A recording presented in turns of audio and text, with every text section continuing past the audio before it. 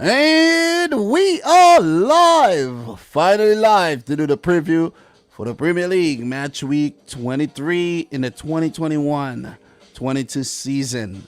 I was actually supposed to do this last night, but I got disturbed and I couldn't do my preparations, so I pushed it back. I had to sacrifice the Norwich-Watford game, and I think it's a worthy sacrifice, you know what I mean? Because I surely wasn't going to predict a win for Norwich.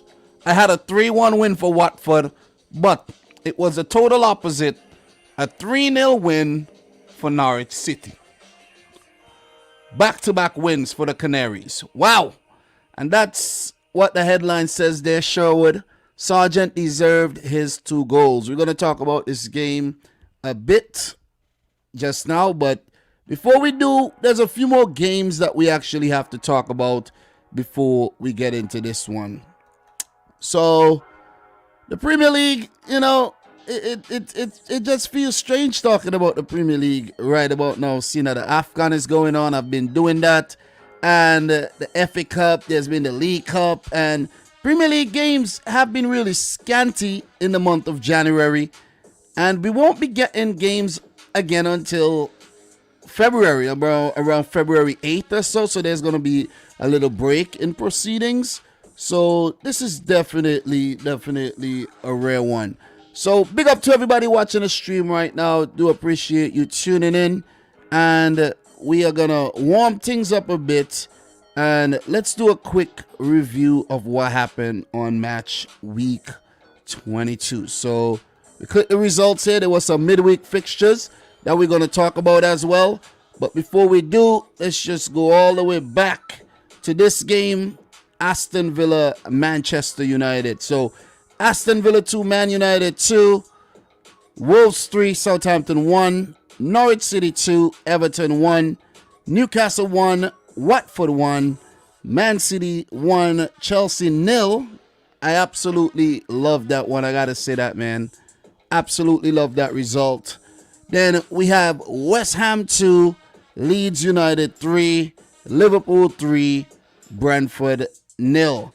And in the middle of the week, we had games between Chelsea and Brighton, where Chelsea scored first. Let's just take a look at this game because I am yet to talk about these ones.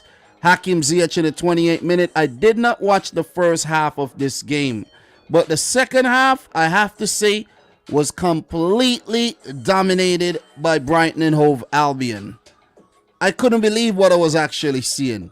I couldn't believe I was watching the mighty Chelsea on the day. I was like, what is going on here? It was all Brighton in the second half, and their goal was warranted. Adam Webster with that thumping header from that Alexis McAllister cross into the box there. I think that was from a corner. And Chelsea had no reply, no ideas how to, break down this Brighton and Hove Albion team. And Thomas Tuchel, I think he got to worry. I think he got to worry because he's looked very devoid of ideas over the last couple of weeks. And it's sad. It is really sad. It is really sad seeing the way we talk up Chelsea at the beginning of the season, and now look at this. They're 15 points off the top. 15. You heard it right. I did predict this as well. I did predict it. Someone said they were waiting for it to happen. Well, it happened. It definitely happened. So Brighton won. Chelsea won. Big point for the Seagulls. Chelsea, they have to look at this as points dropped from a winning position. Brighton would look at it as a point gained and not 2 points dropped at all, because they went into the game as underdogs and they came out the happier of the two teams. So Graham Potter, he's doing a great job with the side, and I think this Brighton team could only get better and better and better. And it's going to be interesting to see if Graham Potter stays on as their manager for the next few seasons to come, or if he takes a job at another club, because I'm pretty sure a lot of other clubs will actually be looking at Graham Potter, seeing that he's a quality manager, and clubs are always on the hunt for managers. 7 managers sacked this season, if I'm not mistaken. So, look, we've seen managers switch clubs, and you never know what could happen in the future. But that's a big win. Well, a big win. That's a big draw for Brighton. It feels like a win. It does. And they're 9th right now in the league with 29 points. They're the Draw Kings with 11 draws, 6 wins, and 4 losses. Only 4 losses in the league this season. Only Chelsea, Liverpool, and City have fewer losses than the Seagulls this season. Bravo to the Seagulls. We're going to be talking about them again pretty soon, so we won't linger too much on that. For Chelsea, they're 3rd, 44 points, and Man City, they're 56 points. So I was actually wrong with the math there. They're only right now. City do have a game in hand, so I'm not wrong. City needs to win the game, and that'll be 15 points. Yeah, I think I calculated that game with a game in hand. But yeah, Liverpool do have a point ahead of Chelsea with 2 games in hand. So they would look to stretch their lead ahead of the Blues as well. So Chelsea do play Tottenham this weekend.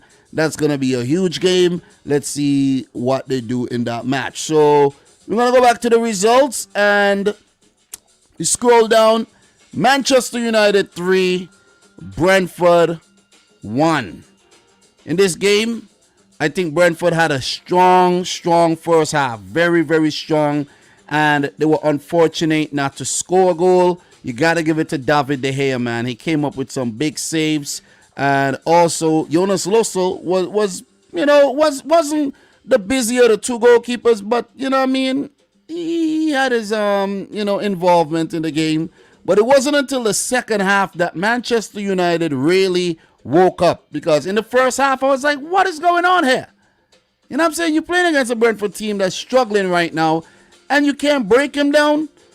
What was shocking to me is the lineup. The fact that Harry Maguire was on the bench. We take a look at this lineup right here, right?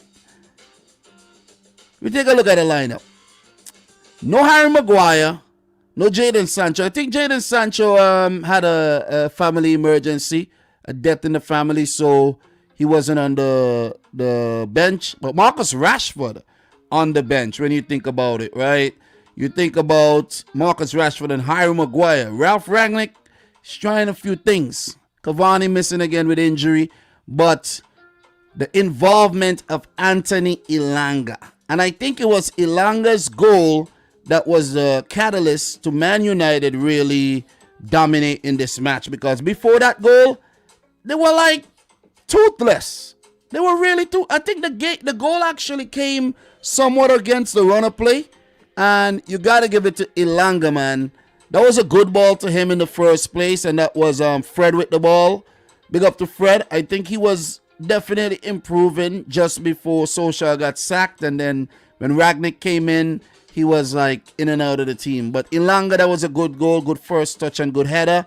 And then Mason Greenwood with the second goal there, set up by Bruno Fernandes. Unselfish of him not to go for the shot. And then Marcus Rashford off the bench, set up by Bruno Fernandes again in the 77th minute before Ivan Toney bagged the consolation goal for Brentford, who are currently going through somewhat of a slump. So right now, Brentford are 14th, but they can count themselves very, lucky, I have to say, because they're going through a bad patch. 3 losses on the bounce, 4 losses in 5. And before this run of losses, they did have a horrible run of losses, I think 4 in a row as well. But they are the better of the 3, well, I should say the best of the 3 promoted teams at the beginning of the season, being themselves, Watford, and Norwich City, who are all below them in the table. And they have a 7-point cushion between those teams. But they can't take it lightly. That cushion could, that gap could close very, very quick. And we could see them in the relegation scrap before you know it. But I think they should be fine. But with the Premier League, man, you never know, man. Your teams could go through a horrible run. There's 16 games to go.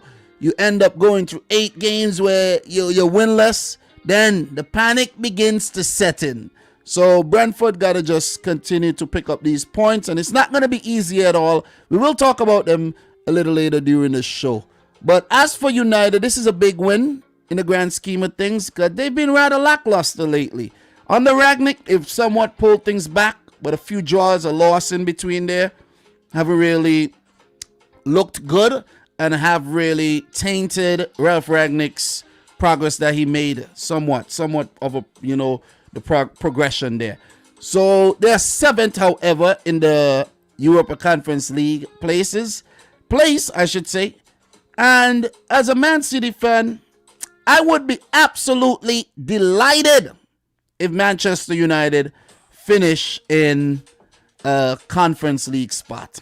I would be absolutely happy if that happens.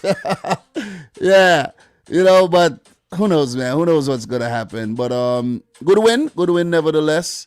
And they would look to build on that come this weekend. So we do have another game, a freak game, man. A freak game to talk about. And that's the game between Leicester City and Tottenham Hotspurs. We could call them hot again. We could definitely call them hot again because they've been hot. They've been hot under Antonio Conte. Really hot. They've lost in the League Cup. But I think in the league, since Conte has been managing the team, they are yet to lose a game, which is absolutely remarkable, phenomenal, if you ask me. Right? He hasn't had the luck in the Europa Conference League nor the EFL Cup, but in the league and the FA Cup so far, Tottenham, they have been good. So in this game, Leicester City 2, Tottenham 3. I gotta say, I don't know how Tottenham did not actually score in the opening 20 minutes of the game. I think Harry Kane hit the post a few times, if I'm not mistaken. Some big chances not taken. And then against the runner play, Daka scored. And then Harry Kane equalized in the 38th minute. He's been in good form lately. And the second half came and it, trickled on. Maddison got the goal even though Tottenham were dominant again and on top of things. But with Harvey Barnes coming off the bench, he influenced that goal very cheeky. And they were in the lead. Leicester were in the lead. And that was definitely not expected. Harvey Barnes did get a chance to tee up Ademola Lookman and went for the shot. And the opportunity to make it 3-1 went begging. And I think that was the turning point in the game. That was a huge opportunity missed. Steven Bergwijn, who's been in the rumors that he could be leaving Tottenham to go to Ajax. Ajax wants him. He came off the bench. And the most ridiculous thing happened. Steven Bergwijn scored in the 95th minute of the game. Set up by Dougherty there. And Spurs back in the game, right? Equalizer. Yay! Leicester basically bottled the win last minute.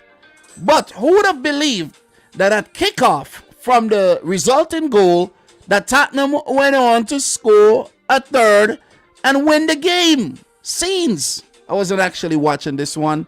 I was watching the other game simply because I was like, Tottenham, Tottenham, Leicester, I don't know, this game might be boring. Let me see if Brentford's going to destroy Man United, but I should have watched this game. I really should have watched this game, man. So I do have regrets in that regard. So Leicester dropping points from a winning position, we got to say.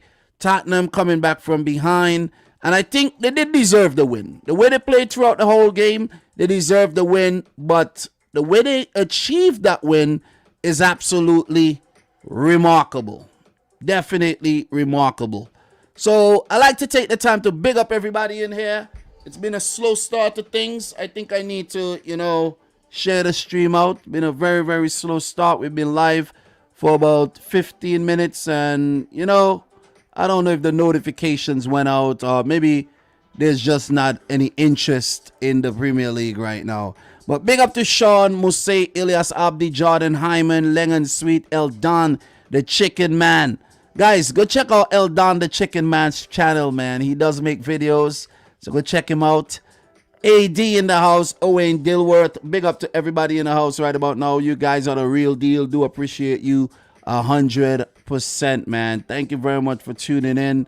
And that was just a quick review of the games that were played in the middle of the week. All 3 of the games. Big up to the boy Aaron Guy as well. How are you doing, Aaron? Big Liverpool fan. You know, probably still have hopes of winning the title this season. But you could forget about that. You know what I'm saying? You could forget about that, Aaron. Y'all ain't winning the league, man. You ain't winning the league. I have to say, I cannot believe that Liverpool fans and Chelsea fans are actually extremely and utterly hyped about being in the League Cup final. I cannot believe this. I cannot believe. Y'all ought to be ashamed of yourself, I gotta say. You gotta be ashamed of yourself, because the same people who were talking a whole bunch of crap about the League Cup for the last 4 seasons are happy about being in the final, right? And with that said, I want to talk about the League Cup briefly. I want to definitely talk about the League Cup because it's a competition that I have been following, even though my team City got knocked out. But the final is set between Chelsea and Liverpool on the 27th of February at Wembley. That's actually was my mom's birthday. She did pass away, so RIP to my mom. February 27th, always a special date in my heart. So I will tune in. And watch the final and not cheer for any of these teams because I'm a City fan, of course. But look, man, whoever wins it, wins it. It'll only be consolation this season. Just want to put it that way. So look, my quick review of the semi-final games that were played. First, Liverpool, Arsenal. The first match was actually postponed. And then when it finally got played, it ended in a 0-0 draw with Minamino missing a big chance, Granit Xhaka getting sent off. But Arsenal actually played a lot better when they went down to 10 men and managed to keep a clean sheet at Anfield. I think they were one of the first teams to do so in a very, very long time. So we click this and we see 0-0, Xhaka in the 24th minute. Numbskull, man, always putting his team under pressure. 17 shots for Liverpool, 1 on target, 79% of the ball. Passed the ball very well. Arsenal hardly involved. 3 shots, 1 on target, 21% of the ball. Look at the passing stat right there. Very, very poor. I don't know how they did not lose that game. But they played well. They definitely played well. But the second leg that was hosted by Arsenal, you would have actually fancied the Gunners to, let's say, pick up a narrow 1-0 victory or take it all the way to penalties and win the game. Because you are home. You already did the most difficult thing, going to Anfield and earning a draw. But I gotta say, Arsenal, they didn't show up on the day, man. They really didn't. They started brightly, and then Liverpool came into the game and scored against the runner play. You gotta take your chances against Liverpool. When you're playing good teams, you gotta take your chances. Diego Jota, very scrappy goal. He scuffed the shot and he still managed to beat the goalkeeper. And then Jota again in the 77th minute. I think that one was called offside, but later we deemed him to be onside. And Liverpool were very good in the game. They were a lot better than Arsenal, you know, who lost their way as the game progressed. And then Thomas Partey, with his failure at the African Cup of Nations with Ghana, came off the bench and picked up like a quick fire, 2 yellow cards, got his ass sent off, and it just summed up Arsenal's day. Really, really did. Really, really did. There's a lot of other details I could get into, but I'm not going to get into those details at all. Not doing a deep dive here. Really not doing a deep dive. If I wanted to do a deep dive, I would have talked about the game after, right after it finished. But Liverpool, the more dominant, 11 shots, 3 on target, 54% of the ball. Good passing stat as well. Arsenal, not bad in the passing department. Possession, a lot better than the first game. But on the day, just didn't take their chances, man. I think Martinelli was bright. Saka looked good. But overall, Liverpool were the better team. And they make yet another League Cup final. The last final they made was when they lost to Manchester City. I think that was the first of the 4 League Cup titles that City won in a row. And that was early in Klopp's reign. Lost on pens. So Liverpool will look to win the League Cup. The same trophy. The same exact trophy that the Liverpool fans have been shitting on. Totally defecating on. All throughout the last, let's say, 5 years. They're in the final and they want to win it. They want to win it badly. They want it badly. It's the trophy that they must win. You guys think I'm joking? You guys think I'm joking? You guys think I'm joking? I cannot believe. I'm looking on YouTube. I see these Liverpool channels like going crazy over the League Cup. Come on, guys. Come on. It's the same cup that you called the what you called it? What you called it? What are some of the names you called it? The Bug Cup, the Sippy Cup, the Milk Cup. It was called the Milk Cup before, but yeah, man. Yeah. It is what it is, man. Liverpool in the final, and they will face Chelsea, who brushed aside Tottenham. Let's just put it that way, you know.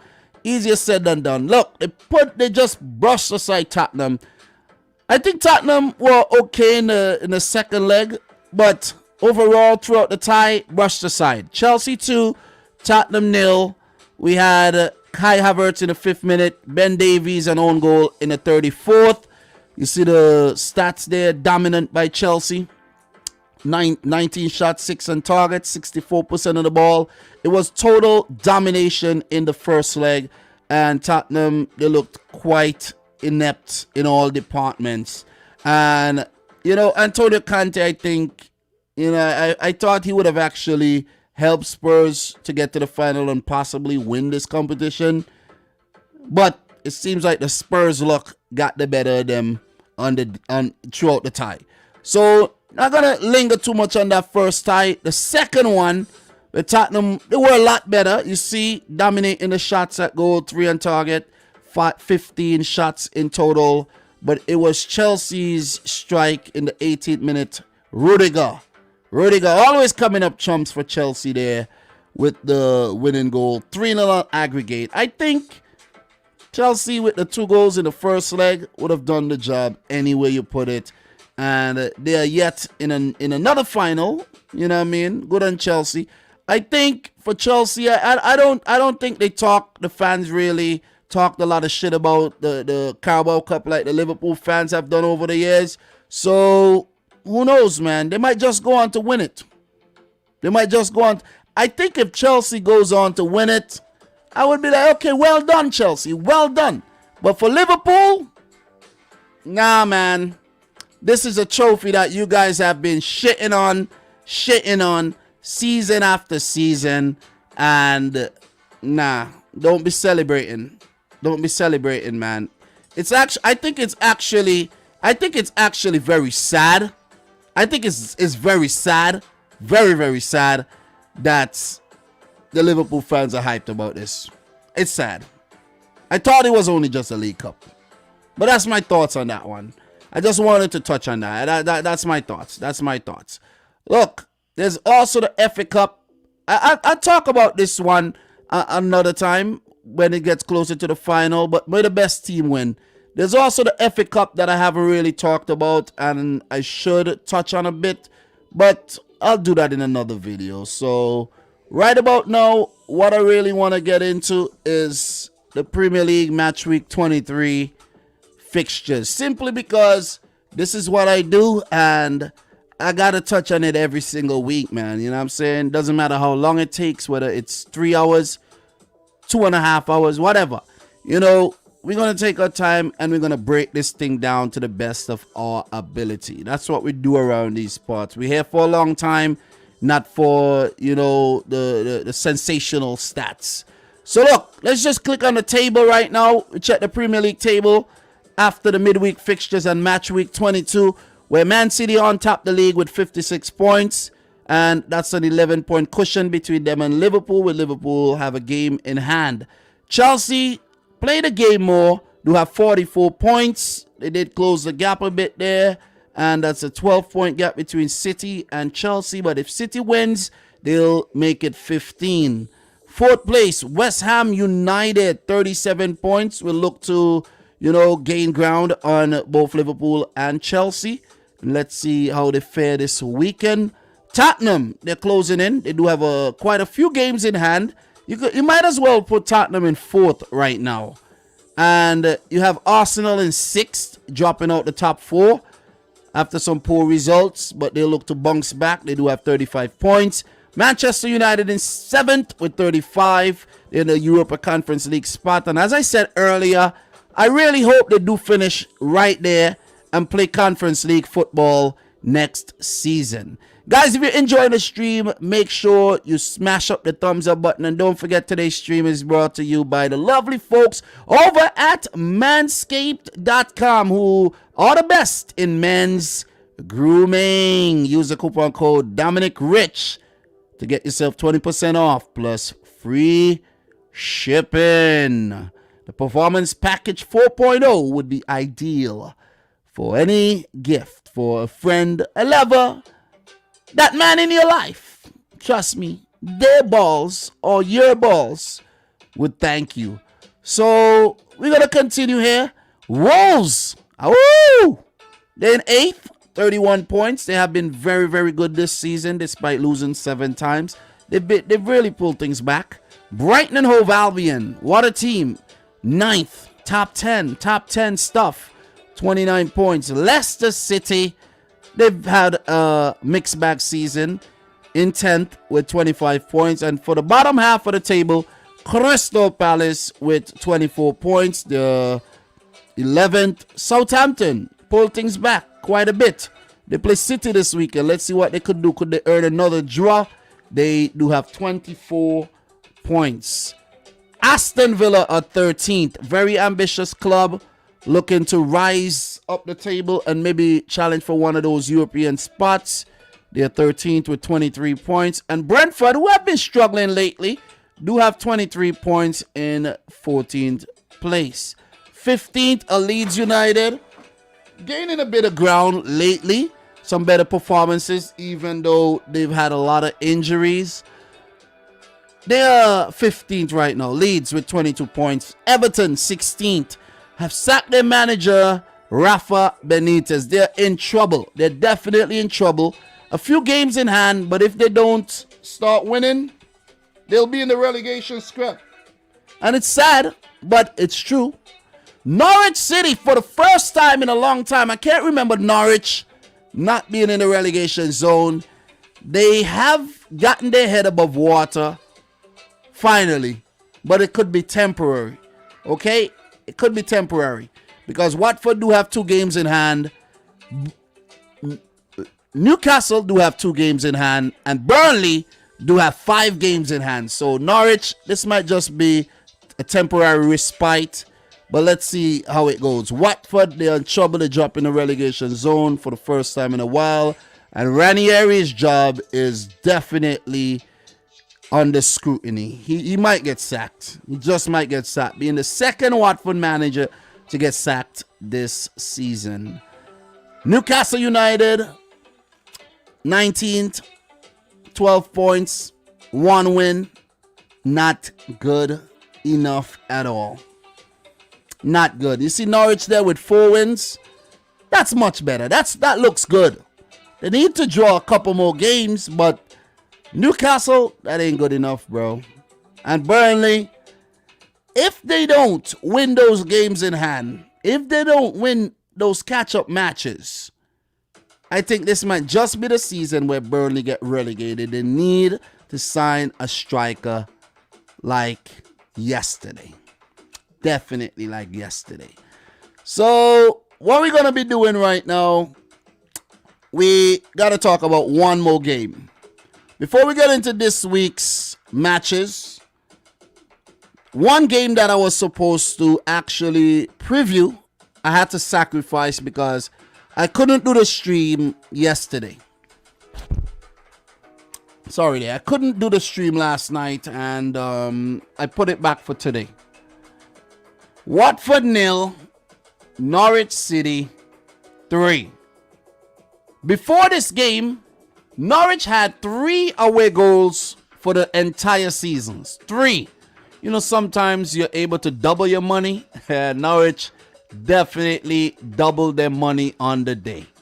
And this is the first time since about 2016 that a Norwich manager has won back-to-back games, which is absolutely ridiculous when you think about it. Dean Smith doing the goddamn business after what he did in November, had a poor December, but has had a stellar January month. So in this game, Watford started out very brightly. Very, very brightly. I think without actually threatening too much. And Norwich, they were just keeping themselves in the game. But in the second half, it changed totally. This goal was, to me, against the runner play as well. But the way Watford conceded, like everything was going fine, and it was just a lapse in concentration, a bad back pass, and Samir, one of their new signings, the Brazilian, was a bit too lax. He tried to shield the ball out for a goal kick and end up tripping and claiming that Pukki touched him. Pukki barely had his hands on him, and Pukki got the ball, crossed it in, and Josh Sargent, of all people, with the scorpion kick to hit the crossbar. Ball went over the line. The crowd went wild. I could not believe what I was actually seeing.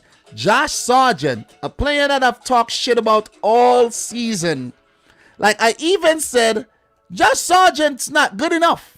He's not good enough for the league. What I should have said is Josh Sargent have not been good enough so far. That is what I should have said. I think I was wrong. I'm not going to apologize. But what Sargent needs to do is to continue playing well. But what I have noticed is since he had that baby, since his wife gave birth to that baby, you see with the celebration, he, gave that baby celebration. Ever since he got the baby, he's been a different person. And I think that was the kick in his ass that he actually needed. Because he was goddamn poor. First ever goal in Norwich colours in the league. And it was a spectacular one that he would remember for the rest of his life. One that he would tell his grandkids. Like, he would say, hey man, hey Josh Jr. Yeah, once upon a time I played in the Premier League for the best team in the league, Norwich City, and I scored the Puskás Award goal of 2022, scorpion kick, and we won the game 3-0. For the biggest win that we've picked up all season. I think that's the biggest win because I scored, of course. Yeah, a lot of stories to tell from this game, man. But Sargent with a really good goal to give Norwich the lead. And then the lights went out. There was a long break in proceedings. And immediately after, Sargent scored again. Great cross by Rashica. And what a header by Josh Sargent. Poor defending, I gotta say. Very, very poor defending. Very poor decision making by the goalkeeper as well. I think maybe he could have came out, punched that, and Sargent with the header to make it 2-0.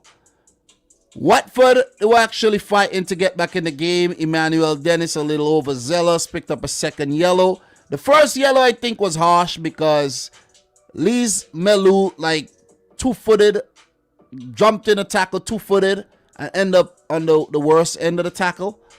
And I think the yellow card was pretty harsh the first time around. Second time, just stupid, you know what I mean? You know you're on a yellow, bit overzealous, want to get back in the game. 2-0 scoreline, very dangerous, and he got sent off. And with Watford, bringing on players. A few players came off the bench. I think Chuko Hernandez, Kuchka, Sema off the bench. And with them committing players forward and everything, they conceded another one. Very unfortunate own goal there by Kuchka, and to make it 3. Musa Sissoko did bag a goal, but he was definitely offside. And it was just a weird performance on the day by Watford. A game where they looked totally in control. They just lost it in moments. Moments where they just let themselves down. Mistakes just cost the team. No clean sheets this season. The fans were going out of the stadium early, 30 minutes before. There was 15 minutes of extra time because of the delay. They didn't really play well during that time. And it was just a weird game, man, for Watford. Ranieri under a lot of pressure. The owners in the stands. And he might just get sacked. He might just get sacked. And sad, but it is what it is, man. It is what it is. So for Norwich, though, that's a huge win in the grand scheme of things. Out of the relegation zone, back-to-back wins as well. And it could be the start of something great where Dean Smith could be a hero here after being sacked by Aston Villa, So, look, man, let's see how it progressed for Watford. And for Norwich, they would look to continue to build on this. So, look, in terms of the next games, for Watford, they do have Burnley. That's another 6-pointer. So, with these 6-pointers, one against Newcastle, one against Norwich, and one coming up against Burnley, Watford so far only picked up 1 point, right? Another 6-pointer, they got to get 3 points here. I think if Ranieri is still in charge and he doesn't win this game, he's getting sacked. He's really getting sacked. The Watford, owners are probably looking for a new manager right now as we speak. You know what I mean? Maybe Sam Allardyce would come in, try to save them. Who knows? Let's see. Who knows? But for Norwich City, I got to say that these games that they won against Everton and Watford were big wins because it doesn't get easier from here on. FA Cup 4th round clash against Wolves. Then they do have Crystal Palace, a game that they could win on February 9th. And then a tough run where they do meet Man City and Liverpool. That's going to be tough. But then after that, there's Southampton, Brentford, Leeds, winnable games. Norwich could just survive. Look, we've talked a lot of, smack about Norwich and said they're already relegated. But when you really look at things and the way they've climbed out the relegation zone with back-to-back wins, they could survive. They could survive. I think the team that really has to worry right now is Burnley. Burnley, I'm really concerned about Burnley. I'm really concerned about them. But we'll talk about Burnley a bit more during the stream. So with that being said, we are going to move on to the next game. We're going to preview the next game, and that game is between Everton and Aston Villa. But before we do, I like to take the time to big up to everybody in here, man. Elijah Lawson in the house. How are you doing, Elijah? AD. Victor Ojomo in the house. How are you doing, Victor? Aaron Guy. Earlier, FB7 Games. All the latest people to make a comment here. Big up to you. If you're watching and you get to say hi, make sure you do so. Guys, like the video if you haven't yet done so. Definitely appreciate it. We do have 20 thumbs up. So if you haven't yet liked the video, make sure you do so. So let's talk. Let us talk Aston Villa, Everton here. Everton, we know what's going on with them, man. They're really going through a tough time, a horrible time, where it came down to the decision to sack Rafa Benitez, who should have never went there in the first place. I'm still gonna say that he should have never went to Everton after writing folklore for Liverpool. You know what I'm saying? He should have never gone there. That was a blasphemous type move, a desperate looking move, slap in the face of the Liverpool fans, I must say. Should have never done it. So Coming up against Aston Villa here, a team that's been looking good under Steven Gerrard. And in terms of the last game for Everton, a 2-1 loss to Norwich. Then Aston Villa, a 2-2 draw against Manchester United. In terms of the last meeting between these two teams, Villa won the game 3-0, and that was earlier this season in September. Before that, it was a 0-0 draw. Actually, Villa have failed to lose their last 5 games against Everton dating back to 2019. So since Villa returned to the Premier League, they are yet to lose to the Toffees. And that is remarkable in itself. This is remarkable. Gotta give it to Villa there for that one. But in terms of all-time Premier League results, 53 matches, 13 wins for Everton, 21 wins for Villa, and 19 draws. So Everton, they do not like to play against Aston Villa. They really don't. So Duncan Ferguson, the interim manager, would have a tough task on his hands. They might as well just give him a shot and put him in charge for the rest of the season.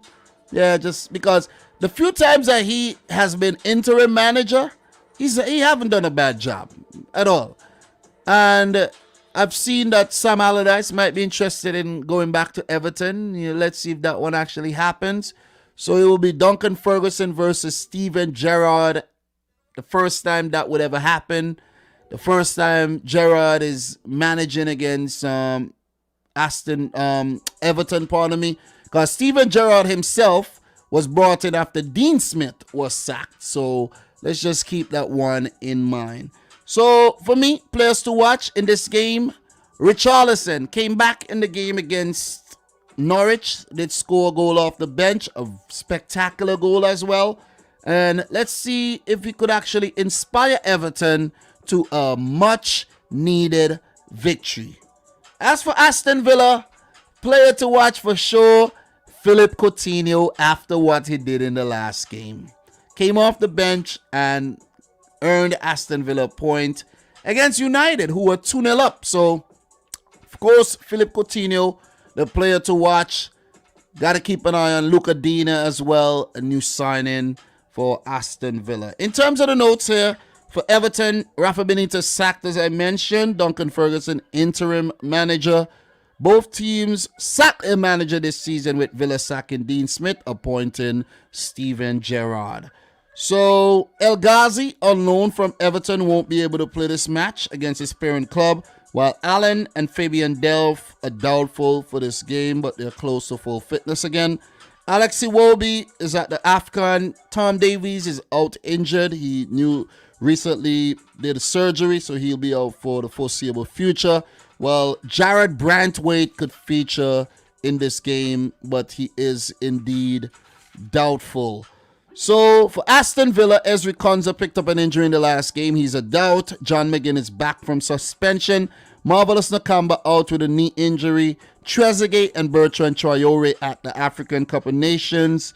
And Leon Bailey. Did I mention Leon Bailey? I think I did mention Leon Bailey, right? Leon Bailey out for the foreseeable future. But one thing that I must note is that Aston Villa have signed Roma goalkeeper Robin Olsen on loan until the end of the season. And we must note that Emiliano Martinez has signed a contract extension until 2027. So they're locking him in for the foreseeable future. So, look, in terms of the insights here, did you know Philippe Coutinho scored in his first Premier League appearance for Aston Villa against Manchester United last time out. Only 4 players have netted in their first 2 matches for the Villains in the competition, being Dalian Atkinson in 1992, Dion Dublin 1998, Ross Barkley in 2020, and Danny Ings in 2021. Following their 3-0 win at Villa Park in September, Villa are looking to secure their first league double over Everton since the year 2000-2001. As a player, Villa head coach Steven Gerrard was on the winning side against Everton more often than he was against any other opponent in the Premier League, 16 times, and lost just 4 of his 30 matches against them. Only against Villa 12 did Gerrard score more Premier League goals than he did against Everton, 9. Everton have conceded the first goal in their last 8 Premier League matches, winning 1, drawing 1, and losing 6, which means most likely if they concede first, they will lose the game. Their longest run in the competition's history. The previous longest was a 7-match run between April and August of 1997. Craig Pawson will be in charge of this game. What's my prediction for this match, you may ask? So, look, Everton's going through a rut right now. And I think their season has been disrupted big time with the dismissal of their manager. And they would now have to reshuffle things and just reset. New ideology under Duncan Ferguson. I think he's going to, look to bring his own ideas into the fold and see if it'll work for Everton, as it has not been working under Rafa Benitez, who I think picked up 1 win in his last 13 to 14 games, which is absolutely ridiculous if you ask me. So they have a lot of work to do to basically scrape themselves up off the floor, because they're 16th right now. They have 10 losses, and most of those losses came in the last couple months. I think the last, let me just do a quick check here. 2-1 loss to Norwich, 3-2 loss to Brighton. The 1-1 draw against Chelsea was a big result. Lost to Palace. They did beat Arsenal on December 6th. But before that, lost to Liverpool, lost to Brentford, lost to City, lost to Wolves, lost to Watford. So that's 1 win in a whole lot of games. It's a lot of games. The previous win came the 2nd of the 25th, pardon me, of September. So win on the 25th of September, and then for the next Everton win, you gotta go all the way, literally, to December, which is absolutely ridiculous, and Rafa Benitez deserves to get the sack. It's going to be tough for Everton to get the better of a very spirited Aston Villa team here. Gerrard have done a stellar job since he was appointed. They have had the better of Everton over the last few seasons as well. With Coutinho added to the squad, Luka Dean with his dead ball ability, Chukwuemeka playing well off the bench, Jacob Ramsey, Danny Ings, Ollie Watkins, Amy Buendia. I just can't see this Everton team, who are struggling with injuries and all sorts of, mishaps and things that's going on in the club right now. I just don't see them getting the better of Aston Villa. It's the Premier League. We know it could happen, but on merit, it'll be difficult for me to predict against Aston Villa here. And I'm going to go for them to win the game 2-1. The most Everton will get out of this is a draw. Calvert-Lewin, who's back from injury, he hasn't really hit his stride.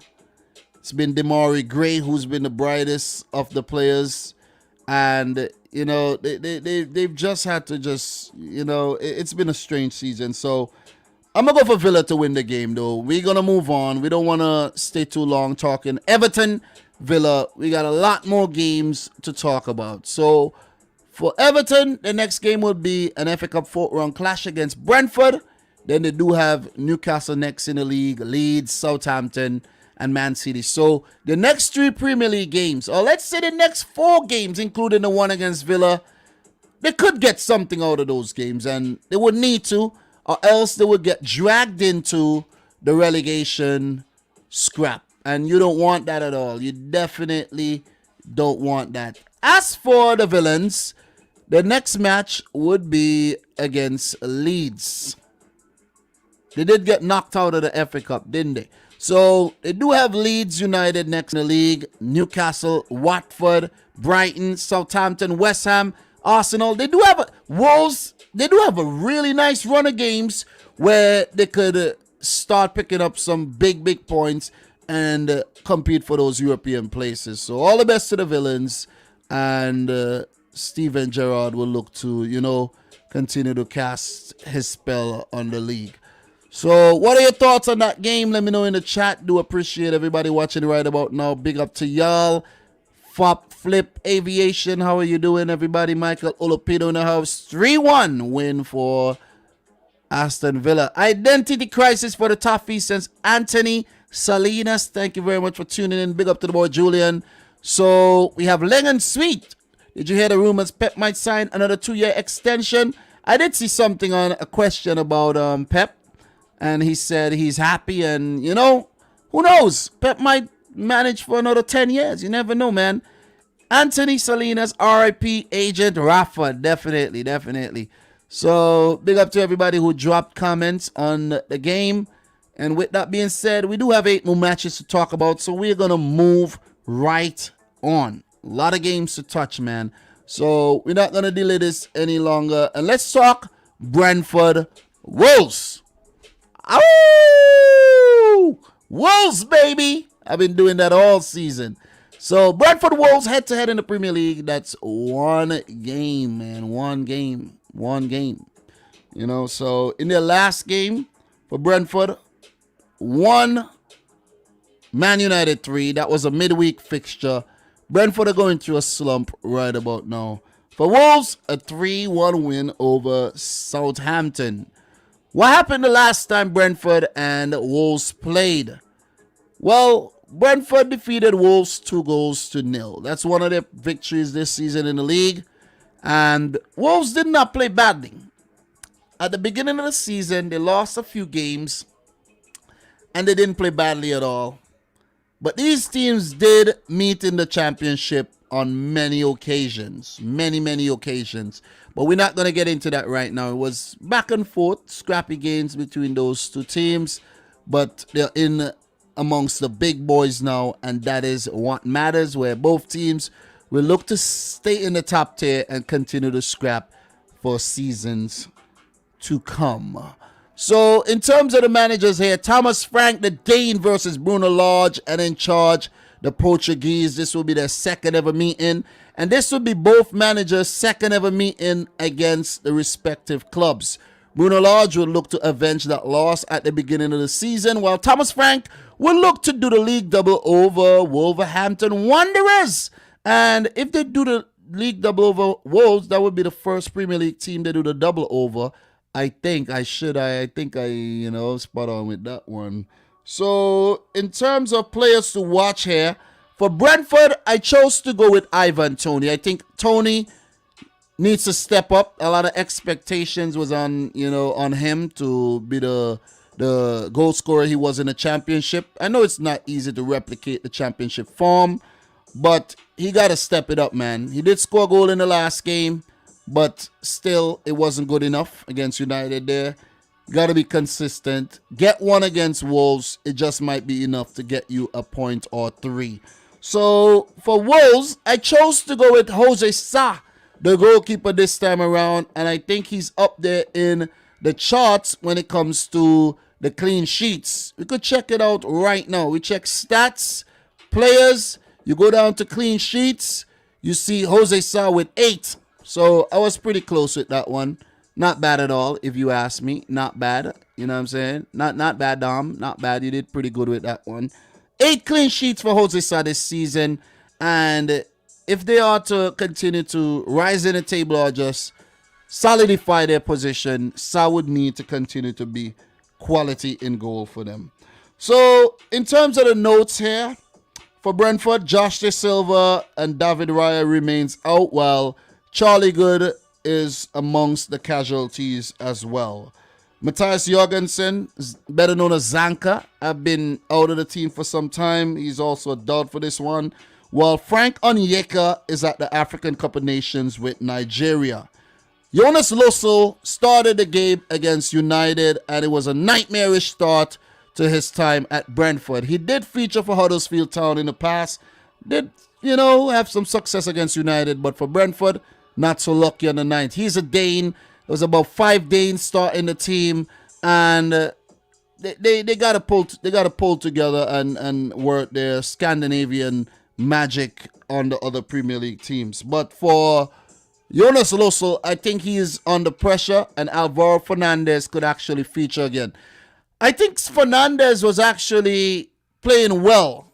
I think he started a bit, iffy. He was a bit iffy from the start, but he started to acclimatize to the league, and he was really putting in some good performances. And I was surprised that Thomas Frank took him out. You know what I'm saying? So let's see if he gets back into the team here. But I doubt Thomas Frank would just give Lossel 1 game and then just throw him to the curb.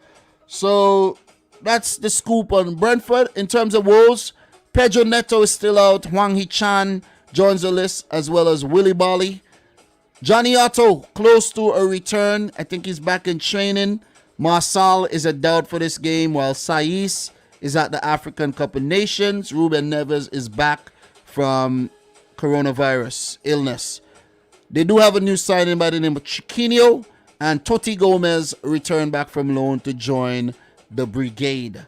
So in terms of did you know, Brentford could become just the second promoted side to complete the Premier League double over Wolverhampton Wanderers after Birmingham City in 2009-10.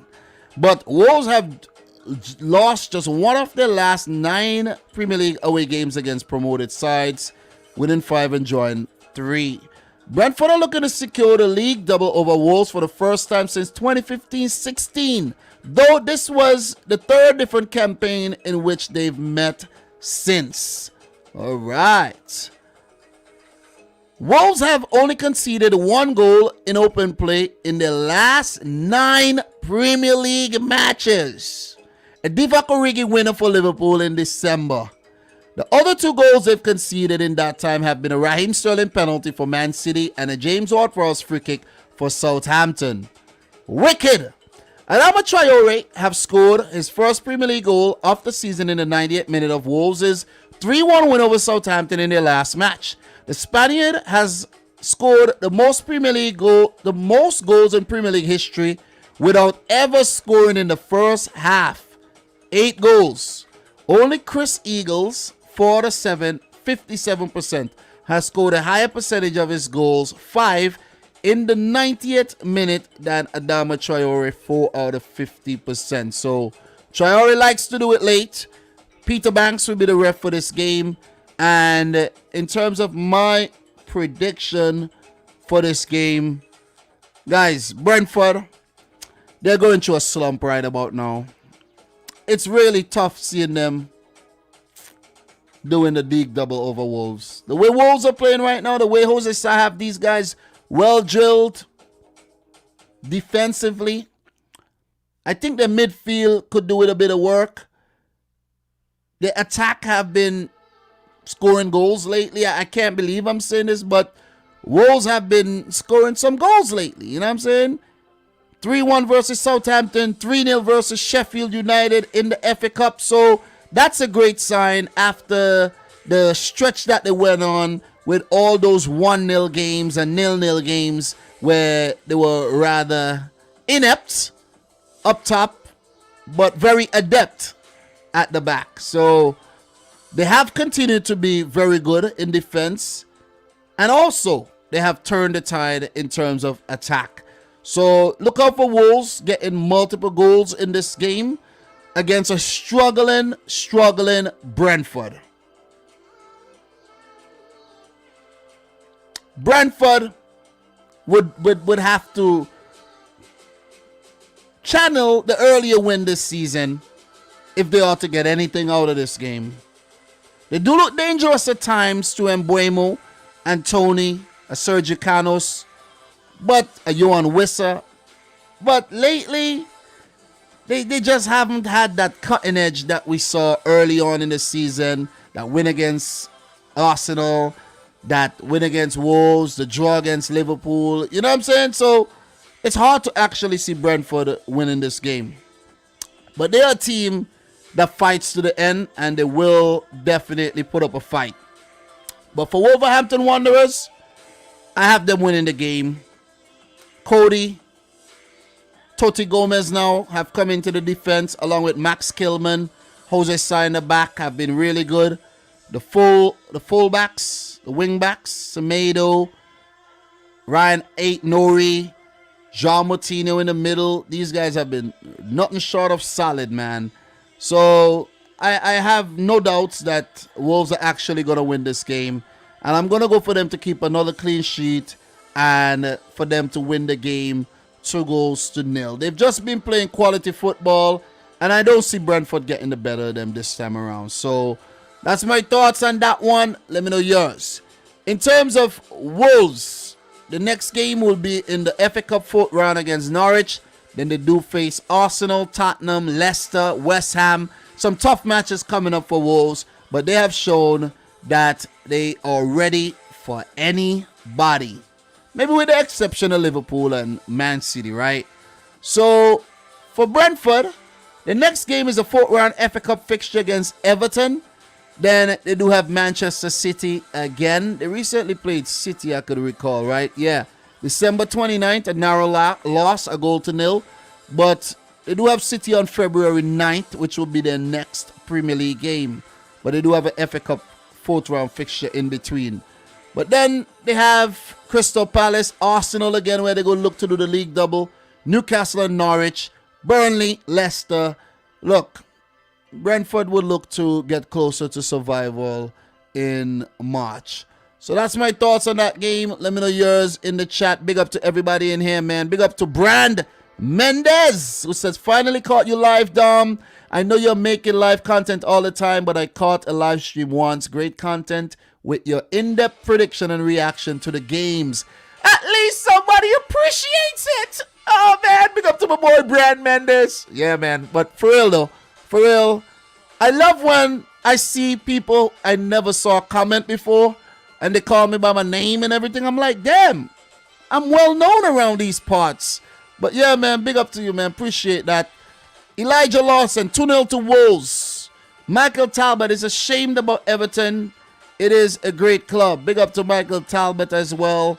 Didn't read that comment earlier. Jordan in the house. Big up to you, Jordan. 3-0 to Wolves. Raul Podence, Adama. Jordan, bro, I gotta give it to you, bro. You've matured big time. And maybe sometime during the season, you know, you could jump on and give your thoughts about Liverpool for about 10 minutes, man. Just keep that in mind, but don't bug me about it. I think I am ready to give you a chance, though, to just come on and give your thoughts. Do you guys believe it? I said Jordan would never come on here. Well, big up to Jordan Hyman, though. You keep supporting the thing, man. Appreciate it. So, Kevlon Drayton in the house. Big up to you, man. Appreciate it, man.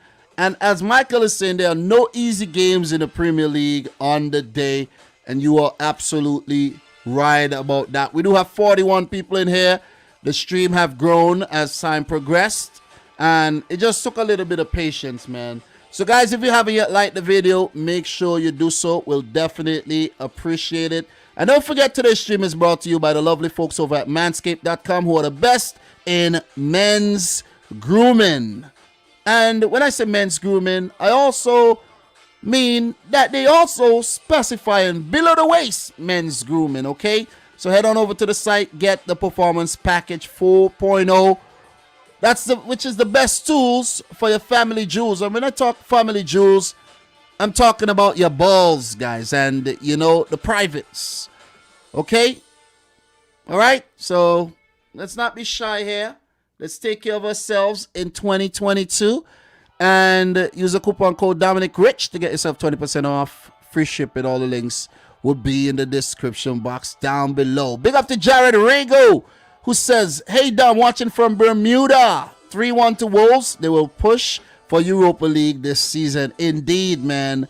Big up to you. Bermuda all the way over in the Atlantic all by itself. I would love to go to Bermuda one day though. So I think I should actually write that down on my bucket list right now. So with that being said, guys, we are going to move on to the next game. And what I have on the list right now is Leeds versus Newcastle United. So that's a big game. Historically, these are two huge Premier League clubs. And at this point in time, it's a very, very tricky game for both clubs, I must say. So for Leeds, the last game was a 3-2 thriller over West Ham. And for Newcastle, they did manage a 1-1 draw with Watford.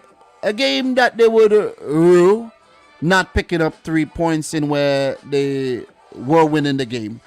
So what happened between these two teams the last time they met? Earlier this season, they played to a 1-1 draw. And last season, for Leeds, they actually did the league double over Newcastle.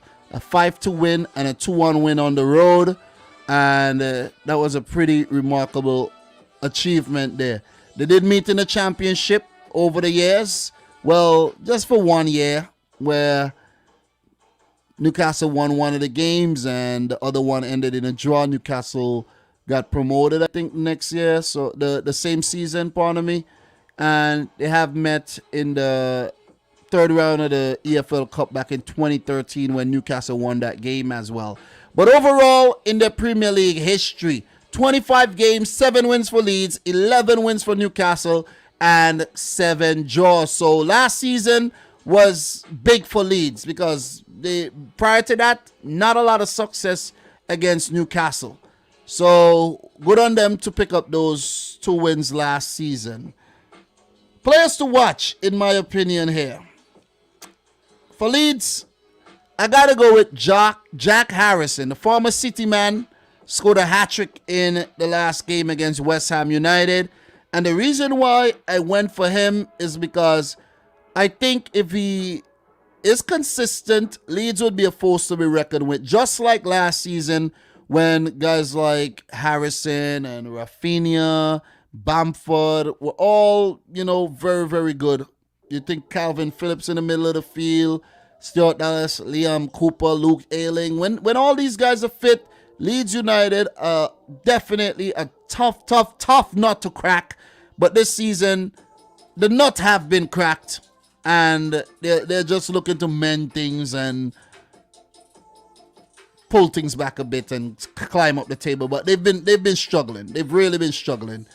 So, in terms of the managers here, well, before I get on to the managers, for Newcastle, player to watch for me is a player who scored in the last game as well, and that's Alon Saint-Maximin. We know how good he is, how quick he is, how well he could dribble, the flair, the gamesmanship, and everything. The thing is, he just have to be consistent. If he's consistent, Newcastle would continue picking up results. Whether it's a point or 3, they will continue to pick up results. But they need the talismanic Frenchman to keep scoring those goals. So, well done, Saint-Maximin. Is a player I admire since his days at Nice. And I wish him nothing but success. So, Eddie Howe versus Marcelo Bielsa for the very first time. So, Eddie Howe's record against Leeds, 1 win, 6 losses. Not very encouraging at all. Not at all. Not at all. And those losses came when he was in charge of Burnley at first and then with Bournemouth.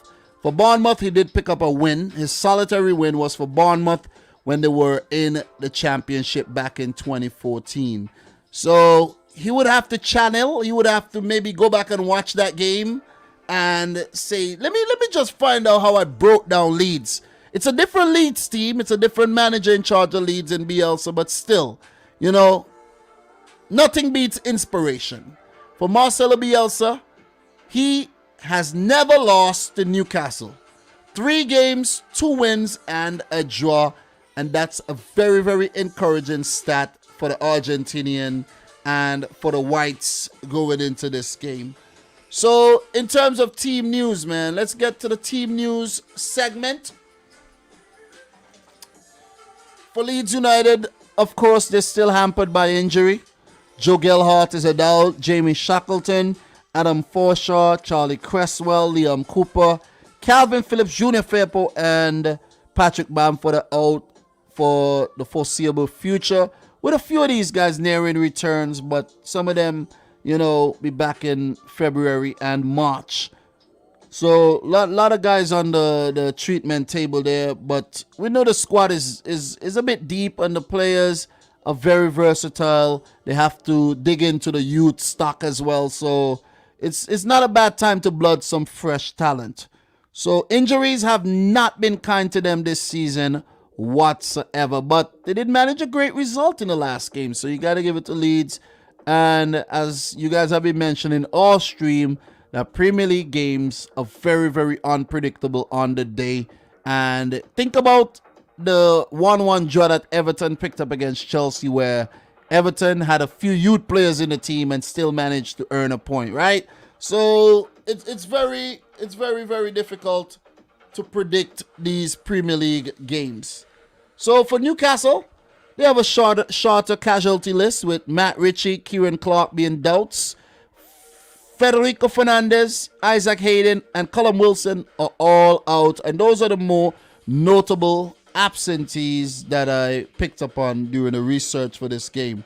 So with that being said, it brings me to the point where I got to talk about, did you know Rafinha aims to complete rare hat-trick against Newcastle? Did you know Rafinha has scored in his last two Premier League appearances against Newcastle for Leeds United? The last Whites player to score in 3 consecutive league appearances against the Magpies was Albert Johansson in October of 1967. God damn. That was actually 1 year before my dad was born. Wow.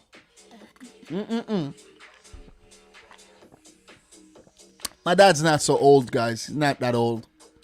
He ain't that old. He's about, let me see. I think my dad's like 19 years older than me. No, he's not. My dad's 19 years older than me, He had me young. So, yeah, man. Yeah. But he's not as cool as me, though. I just want to put that out there. So, following wins over Burnley and West Ham United in their first 2 league matches of 2022, Leeds are looking to win their first 3 league matches in a year for the first time since 1973 under Don Revie. So we know Leeds have been struggling this season, and back-to-back wins, very encouraging. They will look to make it 3 wins on the trot and look to go on a Man City run, right? And when it's a Man City run, you mean a run of 10 wins on the trot, a run of 12, 13 wins on the trot? That would be amazing, though, when you think about it.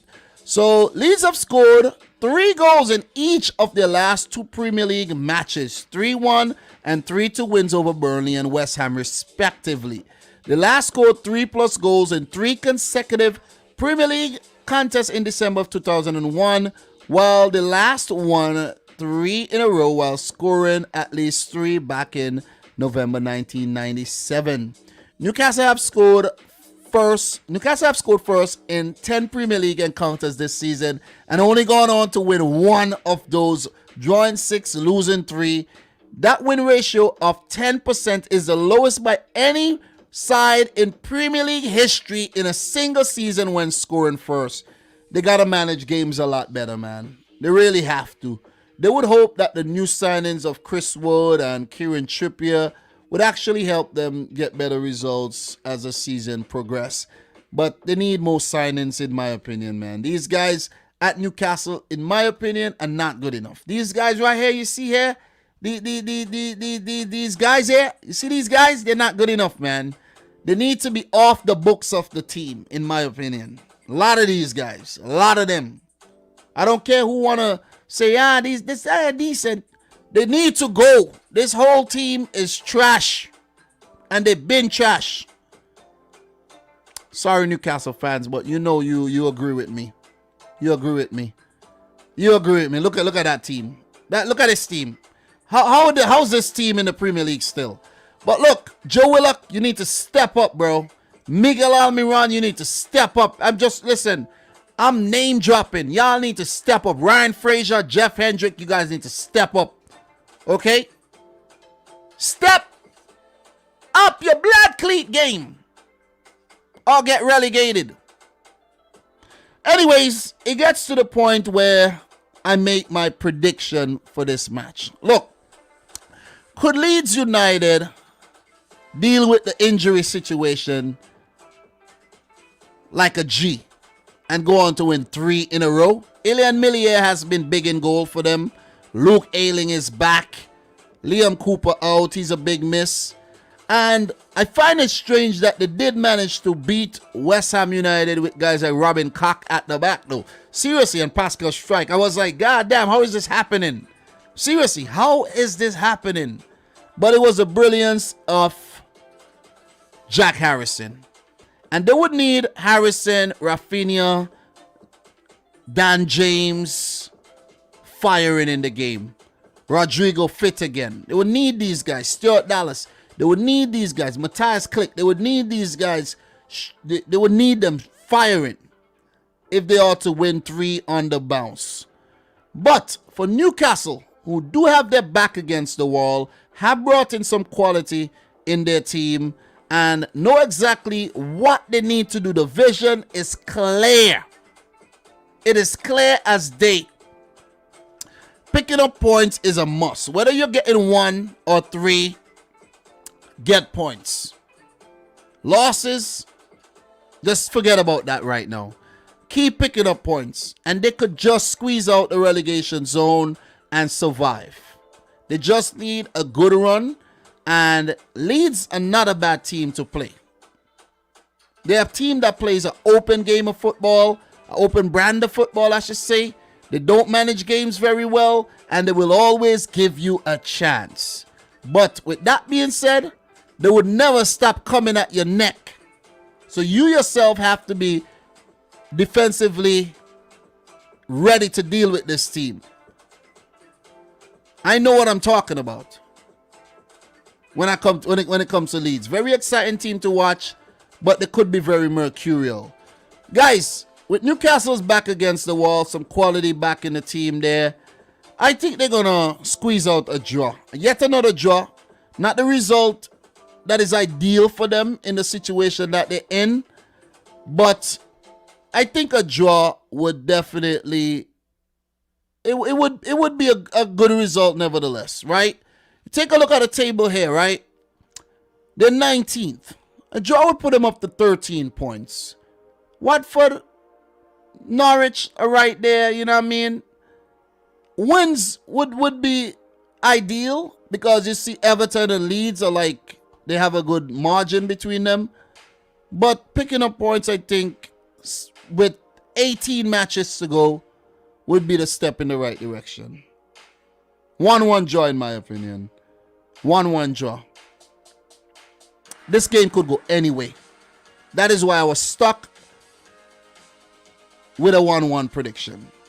So that's my thoughts. Let me know yours in the chat. Will definitely 1,000% appreciate your input.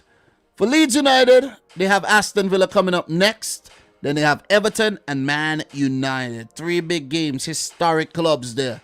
So for Newcastle United, do they have it easier? They do have Everton.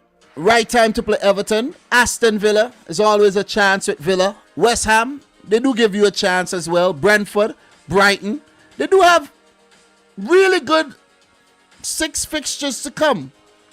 This is a good window where Newcastle could save their season. Are they going to do it? It's left to be seen. Definitely left to be seen. What are you guys saying in the chat? Big up to everybody in here right about now. Michael Talbot, Newcastle is the richest club in the world, and going to the championship next season is a hard league to get out of. I think if they do get relegated and they hold on to their players, they will get out of the championship. I think they will. Like when they last got relegated, they came out. I think they will, but it will be embarrassing though. Definitely. Brand Mendes is saying Harrison would be a great on Man U or Liverpool as a different option Midi with engine. You're right. You're absolutely right about that. But at the same time, Leeds would want to hold on to him.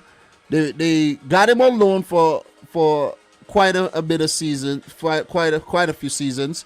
I think 2-3 seasons he was out on loan. I think 2 of those were with Leeds United, and they signed him permanently. They would want to hold on to him.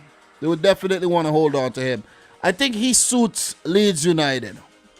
You don't want to put the unnecessary pressure on a player like him, and he go to United or Liverpool, and then he doesn't live up to expectations. So I think that's a very good place for him to be.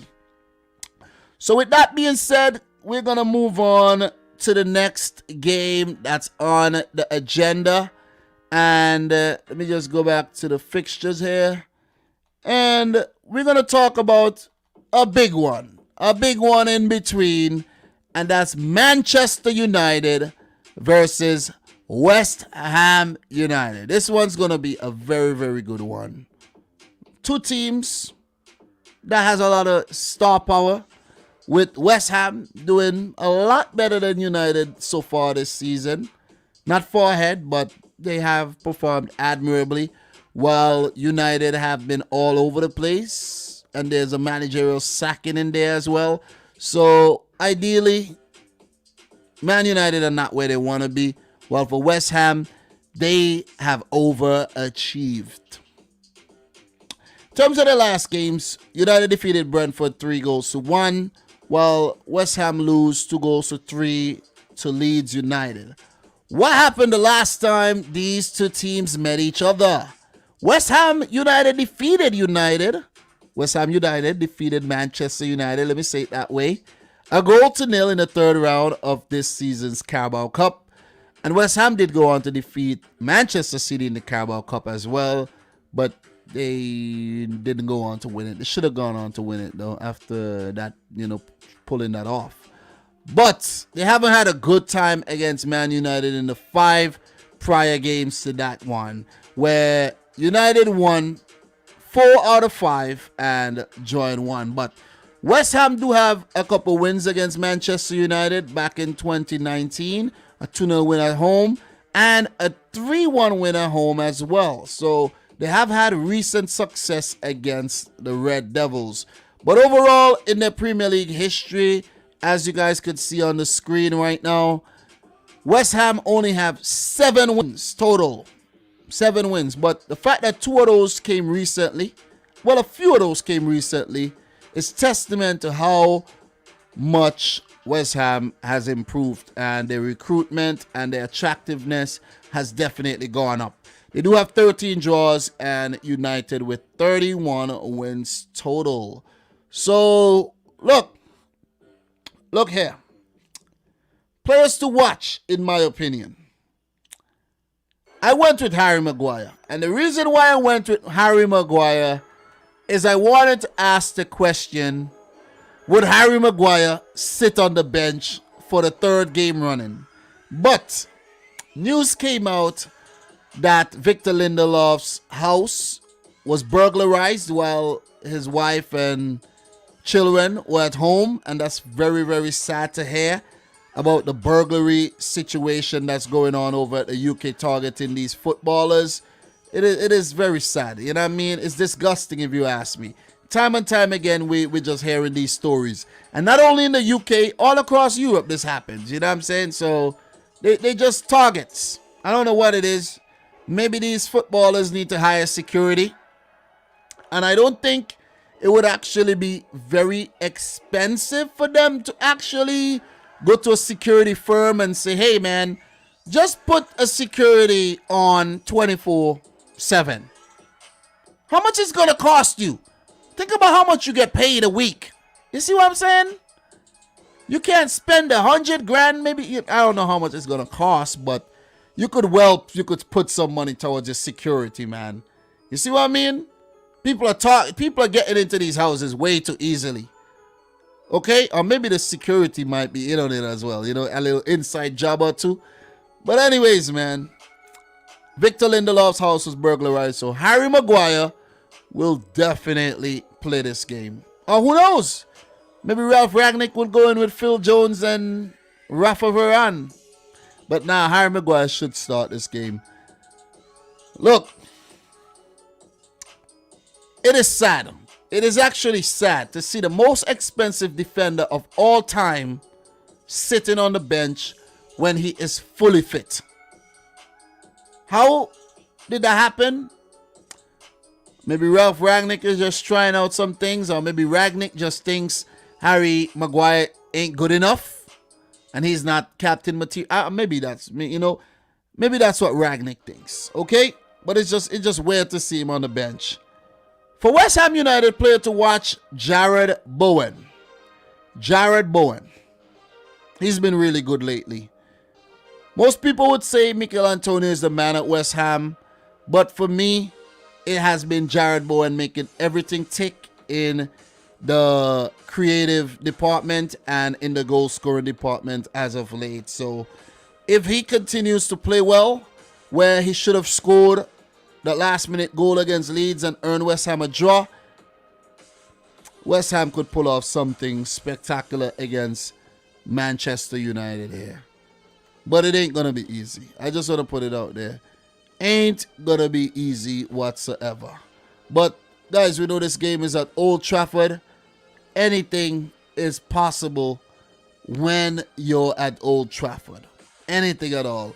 West Ham's successes have come at home recently. Definitely come at home. And if we are to look into the away record at Old Trafford, it's not a very good record. 2 wins at Old Trafford. 2 wins, 3 draws, and 20 losses. Not a very good record there. But this would be David Moyes coming up against a team he managed briefly. I don't think David Moyes had a good enough run at United. They should have given him a longer stint. I think he got sacked prematurely, but that's history. He do have 33 games against his former team, Man United, and he has a very poor record. 5 wins, 7 draws, and 21 losses. Most of those as Everton manager, of course, and now with West Ham United, he hasn't done too badly. First time Moyes would manage against Ralph Ragnick, and this would be Ragnick's first time managing against West Ham United. On the topic of David Moyes, I actually did a Twitter search today for Josh Sargent, and an old picture of David Moyes popped up in the search. I was like, God damn, Jesus, David Moyes, a young David Moyes, man. Unrecognizable. Oh, man, I'm going to share this picture with you guys right now, man. Unrecognizable. I don't know what happened here, but this is just weird. I don't know what it is, but let me just share this picture with you guys, man, just for something a little extra. Look at this. What is going on here, though? What is going on here? What's going on with his teeth here, though? Was this his real teeth, or did they Photoshop new teeth for him? I don't know what's going on here, though. I really don't know, to be honest. Nah, I think I don't know what. This might be the real picture right here. You see what I'm saying? This might be the real picture. So they did Moisey real bad in that one. They did him real bad. Somebody maybe, Photoshop that picture with the bad teeth. But that's young David Moyes there for you. Very handsome young man. I can't say the same for him right now, though. It seems like he's had a very, very stressful life where I don't know where all the wrinkles came from, but he has been squinting a lot. Anyway.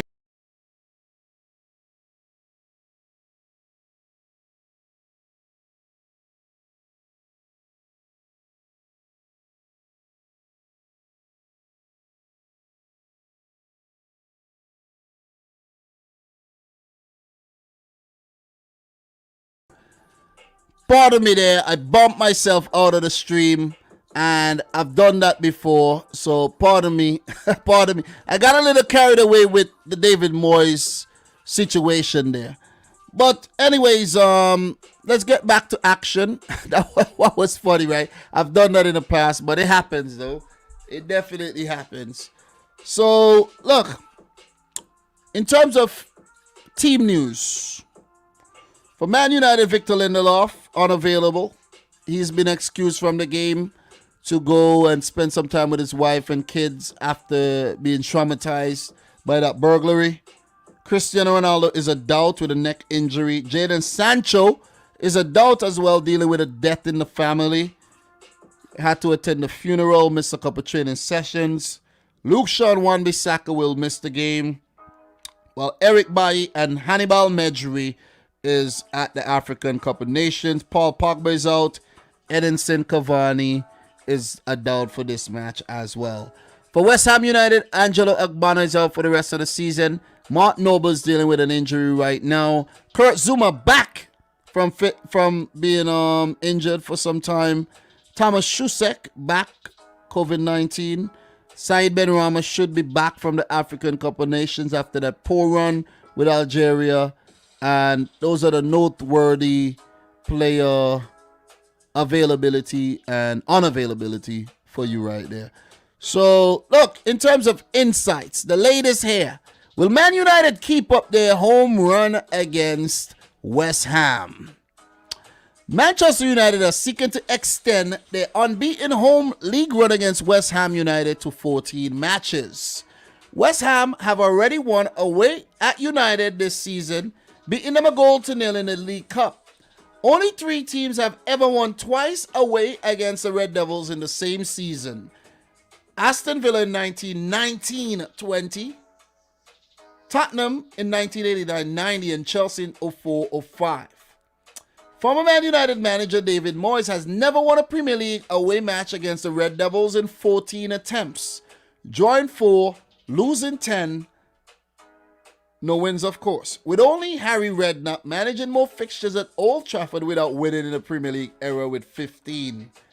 Jared Bowen has been directly involved in 13 goals in his last 18 league matches for West Ham, 6 goals, 7 assists, and has netted in each of his last 2.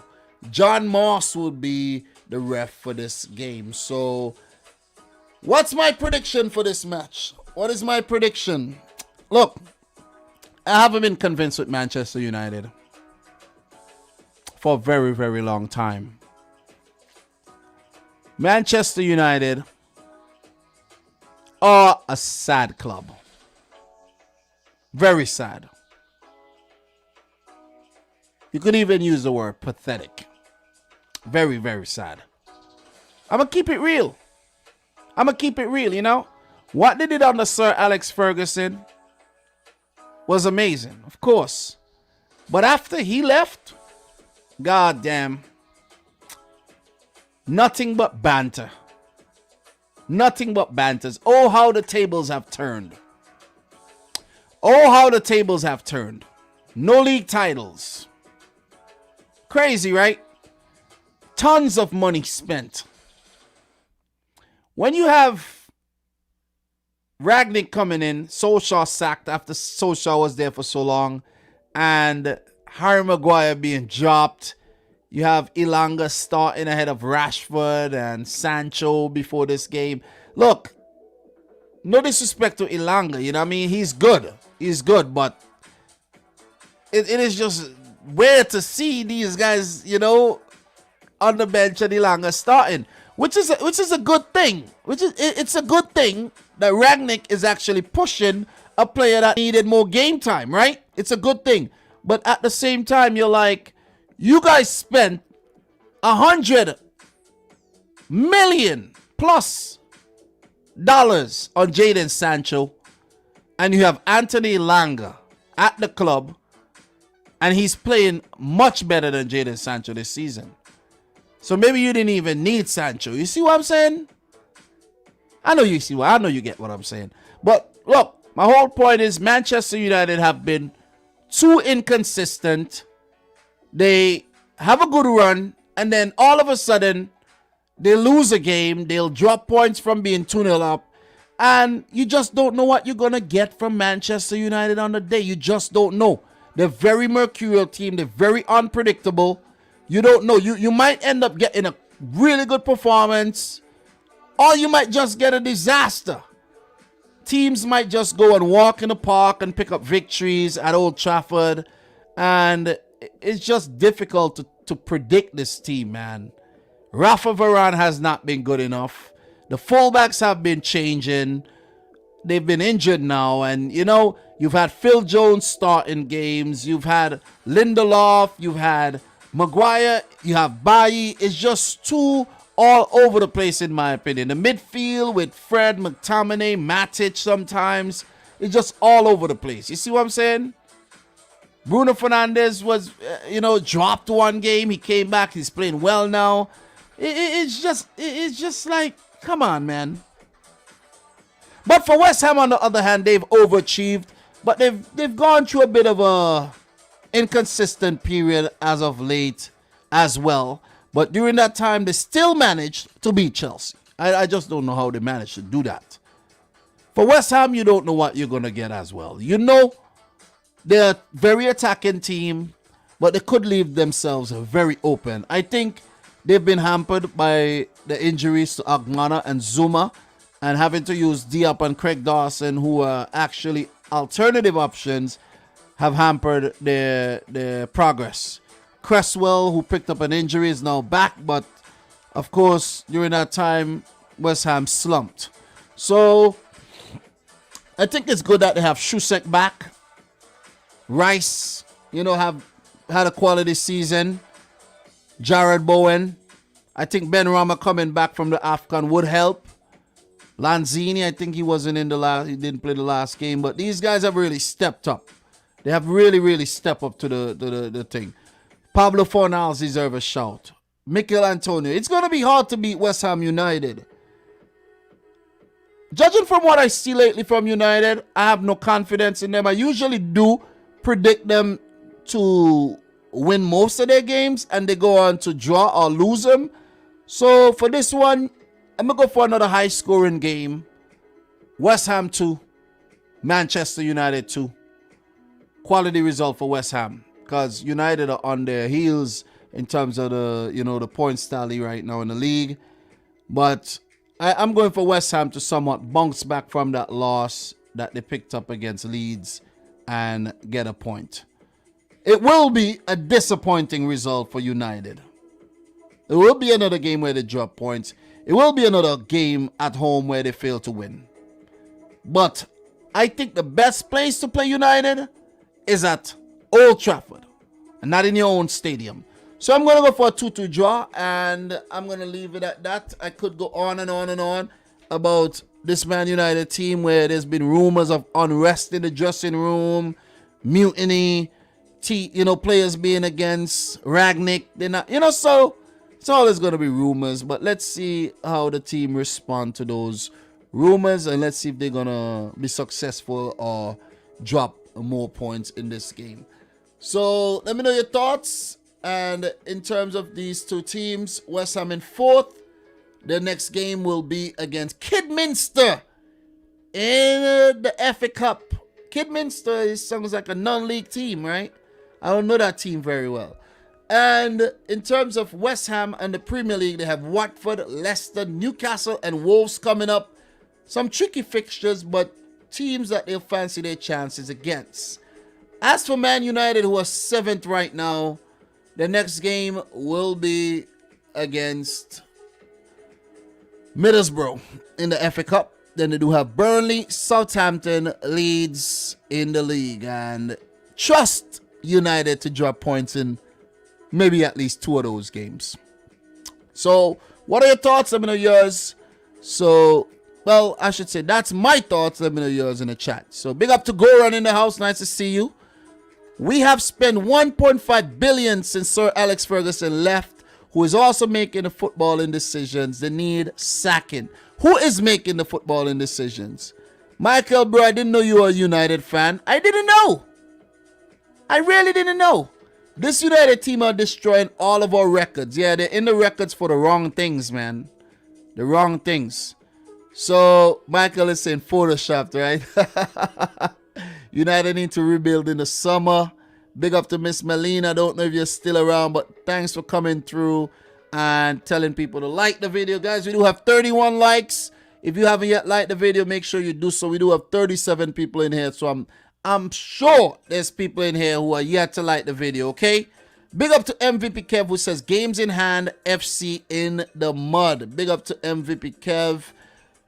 We will be lucky to get a draw at this rate, Dom. Yeah, I didn't know you were a United fan, bro. I really didn't know. But it's nice to know that I'll write that down in my notepad. Definitely write that down. Let me write that down right now. Michael Talbot. M. Talbot. Man United fan. So once I write it down, I won't ever forget it. Even though, and now we have another United fan coming in here. Rich Sports in the house. Big up to Rich Sports. We do have to chat in the future though, Rich. We do have to chat. Definitely. You know, one thing I have in mind, I hope nobody steals my idea, but I want to just hit up fans like Rich and say, Rich, just put aside some time and just talk. You know what I'm saying? Just talk for a couple hours, man. You know what I mean? About all sorts of things. You know what I mean? Something like that I want to do in the future. But yeah. But big up to everybody in the house, man. Make sure y'all like up the thing. 17 more away from 50 thumbs up. Would definitely like to hit the 50 mark during the live stream. We're trickling. So we're going to move on to the next game for sure. And let's talk about the game between Leicester City and Brighton and Hove Albion. This is another very, very tricky fixture to predict. This one could go any way. Two teams who, you know, I think are neck to neck right now in terms of this season. And this could be any result here for this one. So Leicester versus Brighton, the Foxes versus the Seagulls. Leicester 2, Spurs 3 in their last game. I really don't know how they managed to blow that lead. Really don't know. I'm still trying to wrap my mind around it. But my mind ain't stretching and bending enough. For Brighton, a usual 1-1 draw that they picked up against Chelsea. You know, and Chelsea failed to beat Brighton this season. What happened between Leicester and Brighton recently, you may ask? Well, they did meet in the 4th round of this season's Carabao Cup, where Leicester won the game 6-4 on penalties after it ended in a draw. And earlier this season, Leicester lost to Brighton 2-1. So Brighton will look to do the league double over Leicester City. And that's Brighton's only ever Premier League win against Leicester. Is that their only ever win against Leicester, you may ask? No. They do have 10 wins total over Leicester in 29 total games in all competitions, 6 draws and 13 losses.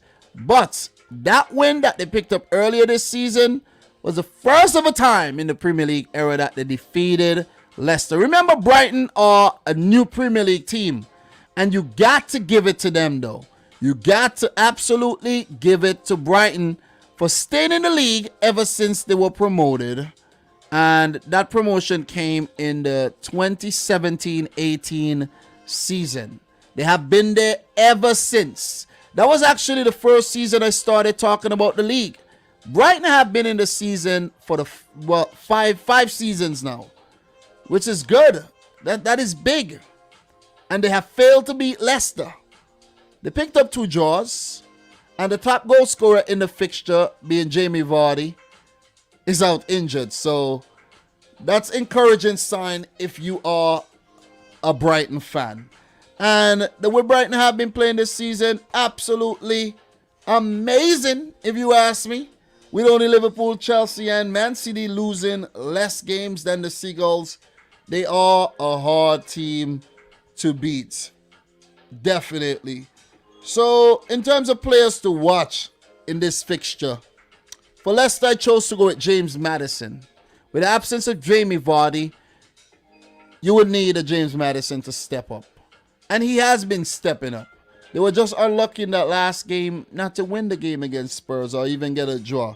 But Maddison, when he's playing well, we know how good he can be. We know there's other players like Tielemans, Patson Daka, Ademola Lookman and co. But for Leicester City, I think they need James Maddison playing well. They could do without Jamie Vardy, in my opinion.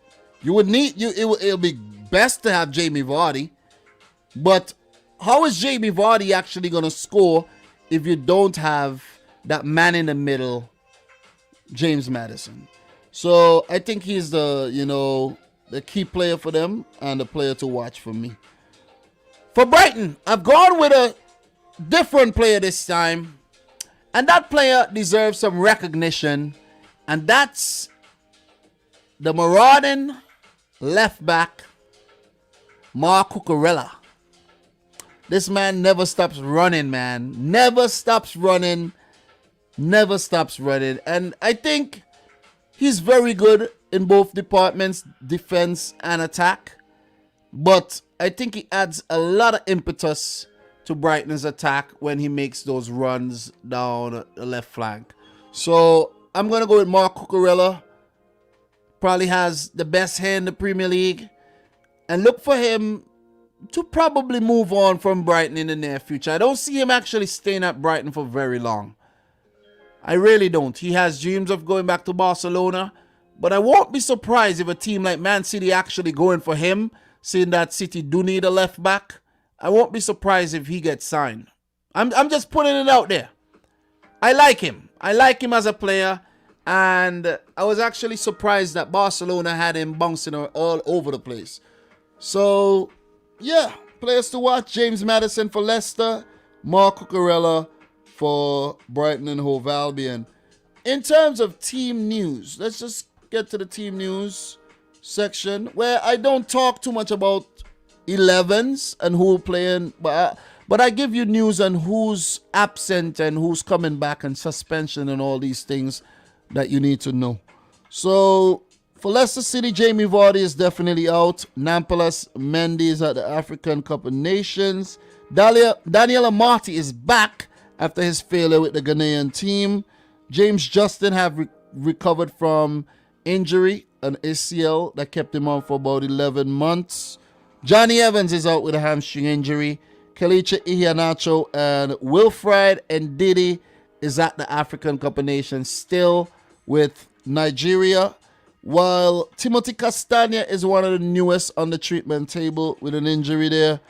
Well, Wesley Fofana remains out with a broken leg, still recovering. Ryan Bertrand is also on the casualty list.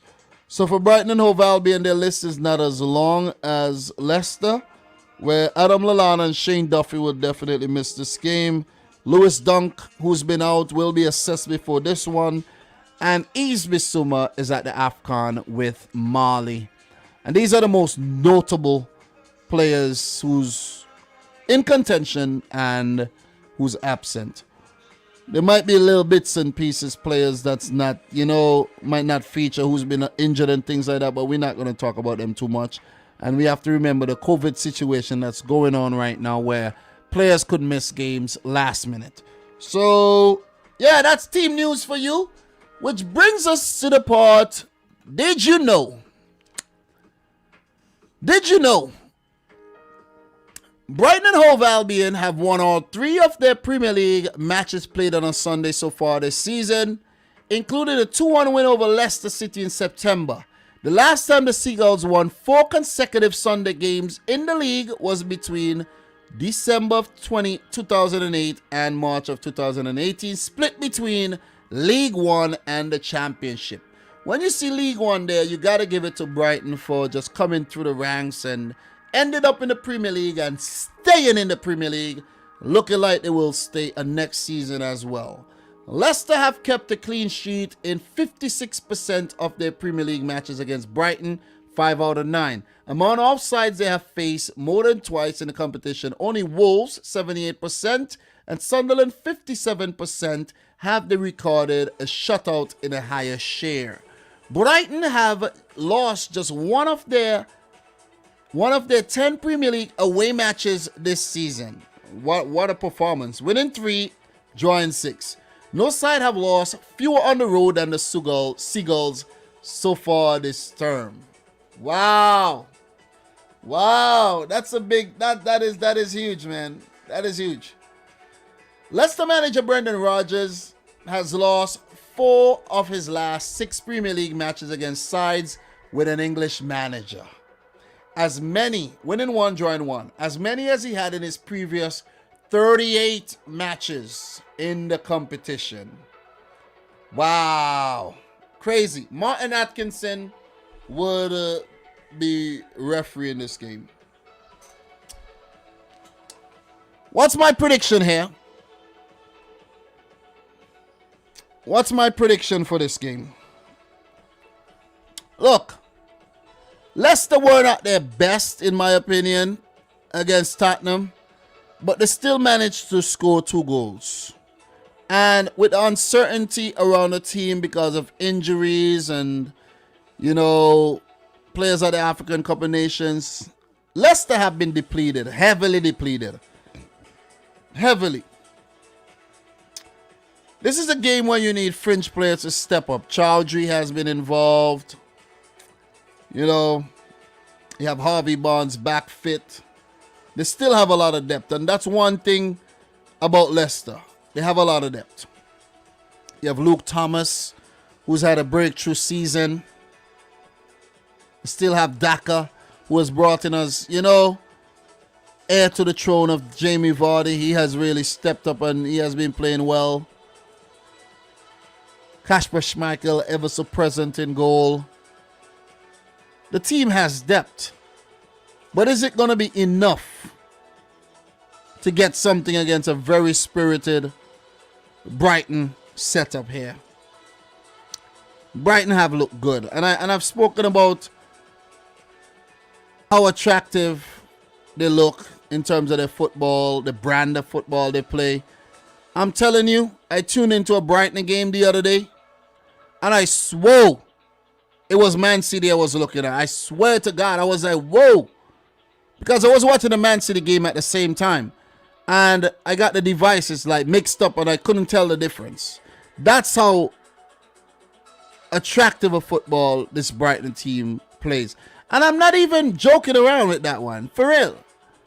They do play some very, very attractive football. And they're very determined. They never stop running at you. Neil Maupay, very annoying, but he has been good this season. We often say that Neil Maupay do not score enough goals, but the last time I checked, his goal return wasn't that bad at all. Wasn't that bad. And this team is not looking like they're missing Yves Bissouma one bit. Quality outfit in Brighton.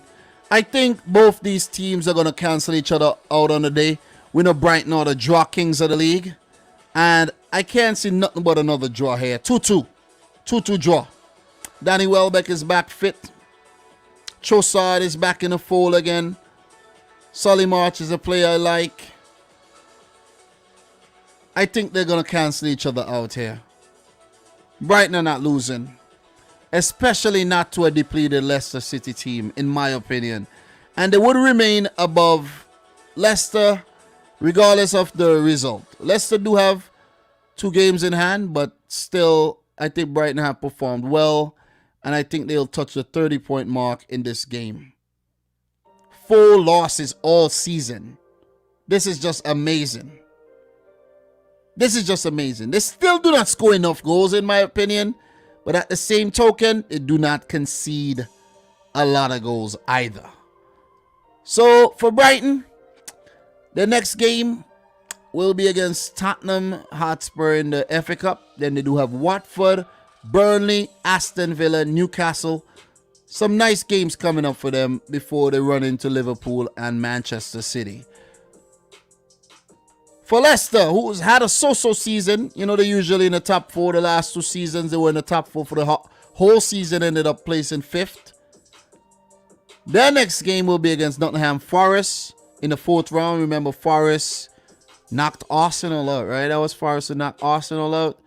Then Leicester do have Liverpool in the league, a team they beat recently, so you're not going to say, ooh, you know, but this will be at Anfield. But then again, you remember what happened last season? A lot of teams picked up victories at Anfield, but albeit without any fans, right? Then they do have West Ham, Randers in the Conference League. So they have some, you know, a busy fixtures coming up in February where their squad is not at the fittest. Wolves, they have some tough games coming up, man. Some really, really tough games coming up, I'm telling you. So let's see how they fare. Are they going to bring in anybody during this transfer window? It's left to be seen. It is left to be seen. So that's my thoughts on that game. Leicester versus Brighton. I'm predicting a 2-2 draw. So what are your thoughts? Let me know in the chat. We're not doing badly at all. We're definitely not doing badly in terms of the preview so far. We've covered a lot, and we've talked about, well, we got a lot of games left. We got a lot of games left. I don't know why I'm acting as if we don't have a lot of games left. We do have a long way to go. We spoke about Everton, Aston Villa, Brentford, Wolves, Leeds, Newcastle, Man United, West Ham. We spoke about Leicester versus Brighton and Hove Albion, and we touched on the Norwich versus Watford fixture, which means that we got Chelsea, Tottenham to talk about. We got Crystal Palace, Liverpool, Arsenal, Burnley, and Southampton, Man City. So 4 more to go. And we are now, almost 2 hours in. Goddamn, I don't know if I'm gonna get to this. I don't know. Why do you do it to yourself, Dom? I don't know why I do that to myself. Big up to the boy Chase Athletics in the house, who continues to be a member of the channel. Do appreciate it. Brighton have a good scouting team indeed. Great, I should say. Brighton double chance, win or draw, win versus anybody. Yep. Jordan, 3-0 to the Foxes. Bonds, James, and you got Lookman. All right, they're both good teams indeed. Rich, check Twitter. Jordan, don't get too hyped, bro. Don't get too hyped. Don't get too hyped, Jordan. We'll do something, but don't get too hyped, bro. Calm. Low. So, Mona Maley in the house. How are you doing, bro? Draw with goals is great odds, or even under 2.5. All right. So Traore going to Spurs from Wolves. Yeah, that has been heating up in the transfer rumors as well. So look, we're going to keep it moving. We've been 2 hours and we barely scratched the surface. But before we do move on, guys, let us pay some bills. And when I say pay some bills, I'm talking about Manscaped, who are the best in men's grooming. Self-proclaimed, and indeed, in my opinion, they are. Definitely are. The Performance Package 4.0 is a perfect gift for that man in your life. And as you can see right there on the screen, tons of accessories for you to choose from. And I recommend the cologne and the body wash. Very top products. So, look, cheers to 2022 and resolutions you could actually keep. How about upgrading your grooming routine for the new year? Our sponsors at Manscaped are here to make the ball drop into 2022 the cleanest ever. Set your first New Year's resolution with good intentions and join the 4 million men worldwide who trust Manscaped. With our exclusive offer, go to manscaped.com and use the code Dominic Rich to get yourself 20% off plus free shipping on each and every one of your orders. Guys, Manscaped has definitely taken my grooming routine to a whole nother level. It got me feeling a lot more confident than I did throughout 2020 and 2021 for sure. I gotta say that. It's a new year, new me, with the global leaders in male grooming.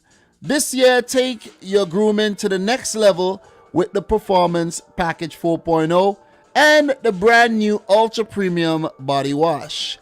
Inside the Performance Package 4.0, you'll find the Signature Lawnmower 4.0. This electric trimmer is designed to trim to trim hair on loose skin, pardon me. The advanced skin safe technology reduces cuts and nicks all over.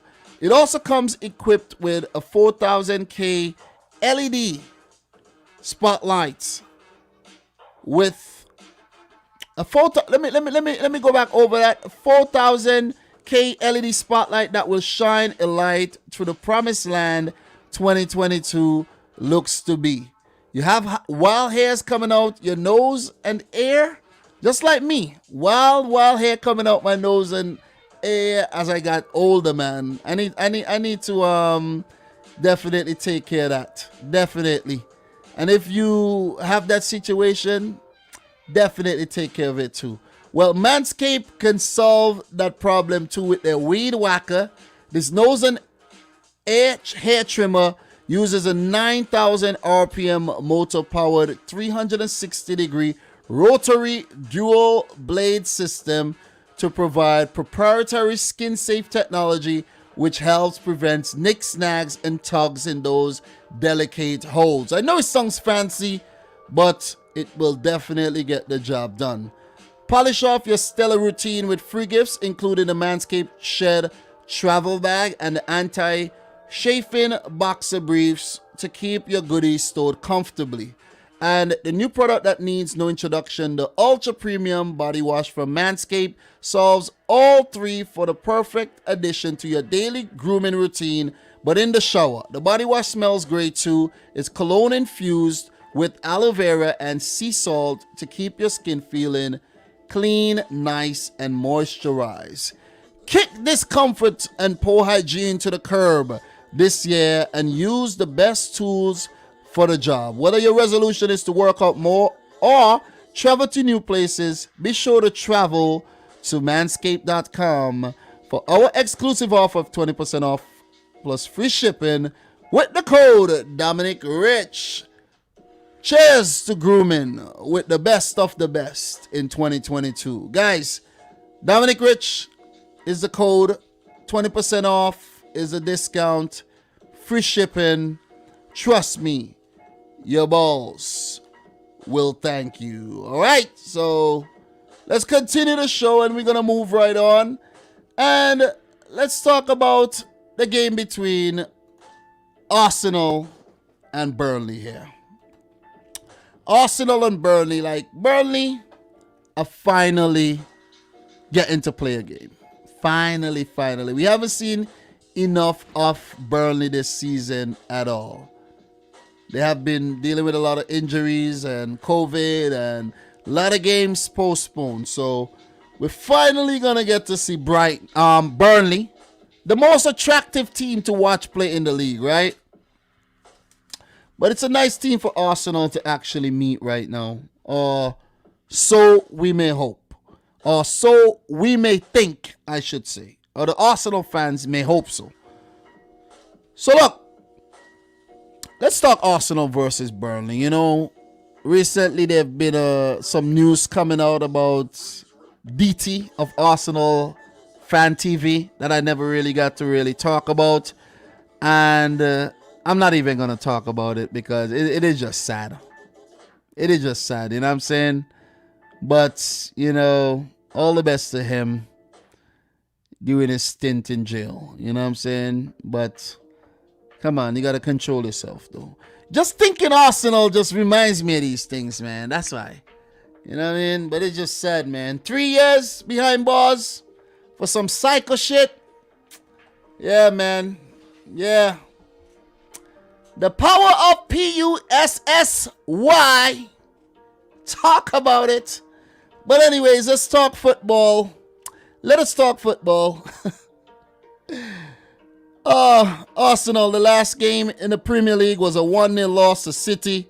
But since then, they did lose twice in the EFL Cup to Liverpool. Well, they lost once, but they did lose the tie 2-0 overall. And Arsenal have been winless in 4 games in all competitions: the FA Cup, Premier League, and the EFL Cup.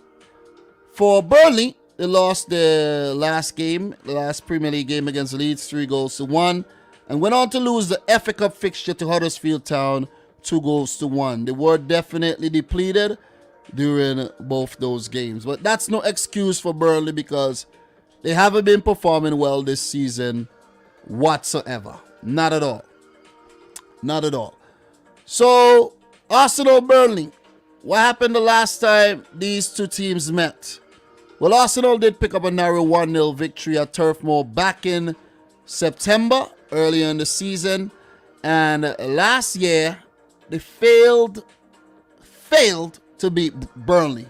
I'm talking about a 1-1 draw and a 1-0 loss at home. They haven't been performing well against Burnley, let's say, across the last 4 games. So if you check the all-time Premier League record right there on screen, you see 15 matches played, 3 draws, 1 win for Burnley, and that win came last season. Arsenal with 11 wins. So before last season, they were dominating this fixture. Definitely dominating the fixture. But we know with Arsenal, complacency could creep in. A little Granit Xhaka could happen to you, and you could lose games. So they have a solid record against Burnley, a game that they expect to win, but lately they haven't been doing well against Burnley. Last 4 games, they've only won 1. But importantly, that win came this season. So in terms of players to watch for Arsenal, I'm going with Bukayo Saka. And it's amazing how this player have just risen to the occasion, just being involved as a youth player and everything, integrating into the first team setup. And he took his chance by the balls, playing at left wing back and everything. And now he's the team's most important player, in my opinion. So they'll need him to continue performing well, and his peers would need to actually back him up. For Burnley, I'm going to go with Dwight McNeil. I think McNeil, for the wrong reasons, haven't really stepped up since he broke out a few seasons ago. I need to see more from Dwight McNeil, man. I really need to see more from him. He hasn't really, lived up to expectations. So, in terms of team news here for both clubs. Team news. I haven't done well today in terms of time at all, though. I'm really disappointed in myself. I should have been wrapping this thing up right now.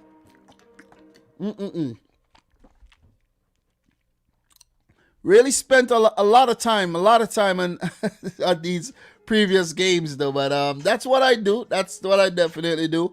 But I'm definitely strapped for time, because I do have to pick my wife up after I'm done with this live stream. She usually gets off at 11, and I'm 20 minutes away from 11 o'clock. So after this, I got 3 more games, and we still got to talk Chelsea, Tottenham, Liverpool, Crystal Palace, City, Southampton. We shouldn't be too long on those, though. We really shouldn't. But let's get the show back on the road. Arsenal Burnley here. For Arsenal, Thomas Partey back from the African Cup of Nations, but suspended after his red card in the EFL Cup. Granit Xhaka also serving a suspension from his EFL Cup blunder, also a red card there. Nicola Pepe, Mohamed El Neni are at the African Cup of Nations, while Cedric Suarez, Bert Leno, and Callum Chambers are new injuries. Pierre-Emerick Aubameyang is available and fit again after a little problem with COVID-19 and some heart condition that was in the news. He was sent home from the Gabonese camp, and he's back at Arsenal. It's sad, though, what's going on with Aubameyang, man. Suspended at Arsenal for a couple games, went to Gabon, sent home. They say it's for disciplinary reasons, and I don't even think he'll feature in this game. They're probably going to look to offload Aubameyang, maybe in the summer. They could try it. Look, I would have tried to put Aubameyang in a deal to get Vlahovic, send him to Fiorentina or something, because these days it's rather washed up if you ask me. Sead Kolasinac has left Arsenal and he's gone to Marseille. They actually severed the ties, and Sead Kolasinac signed for Marseille on a free. For Burnley, Charlie Taylor is a doubt for the game, while Maxwell Cornet is at the African Cup of Nations with the Ivory Coast. Chris Wood was sold to Newcastle. His release clause was paid. Dwight McNeil and Dale Stevens is available again after injuries. So is Eric Peters and Johan Berg Goodmanson, while Ashley Barnes, one of their strikers still at the club, remains out with an ongoing injury problem. So, Burnley, man, you're going through some things right now. As for the manager, Sean Dyche, this will be his 15th meeting against Arsenal. He has 1 win, 2 draws, and 11 losses. Against Arteta, 1 win, 2 draws, and a loss. So he's had a good record against Arsenal since Arteta took charge. And Arteta does have the same record against Burnley with 1 win, 2 draws, and a loss. Same record against Sean Dyche. So, look, man, look. Did you know? Let's go over to that section. Saka to set a league record against Burnley. Arsenal's Bukayo Saka has been directly involved in a goal in each of his last 5 Premier League matches, scoring 4 and assisting 2 in these matches. If he registers a goal or an assist in this match, he will be the youngest player to do so in 6 consecutive appearances in the competition's history at 20 years, 140 days. Burnley are looking to win consecutive Premier League trips to Arsenal for the first time. Martin Odegaard has been involved in 6 goals in his last 7 Premier League appearances for Arsenal, 3 goals and 3 assists, 2 more than he had in his first 25 matches in the competitions, 2 goals and 2 assists. Burnley have won 5 of their last 9 Premier League matches in London, drawing 1 and losing 3.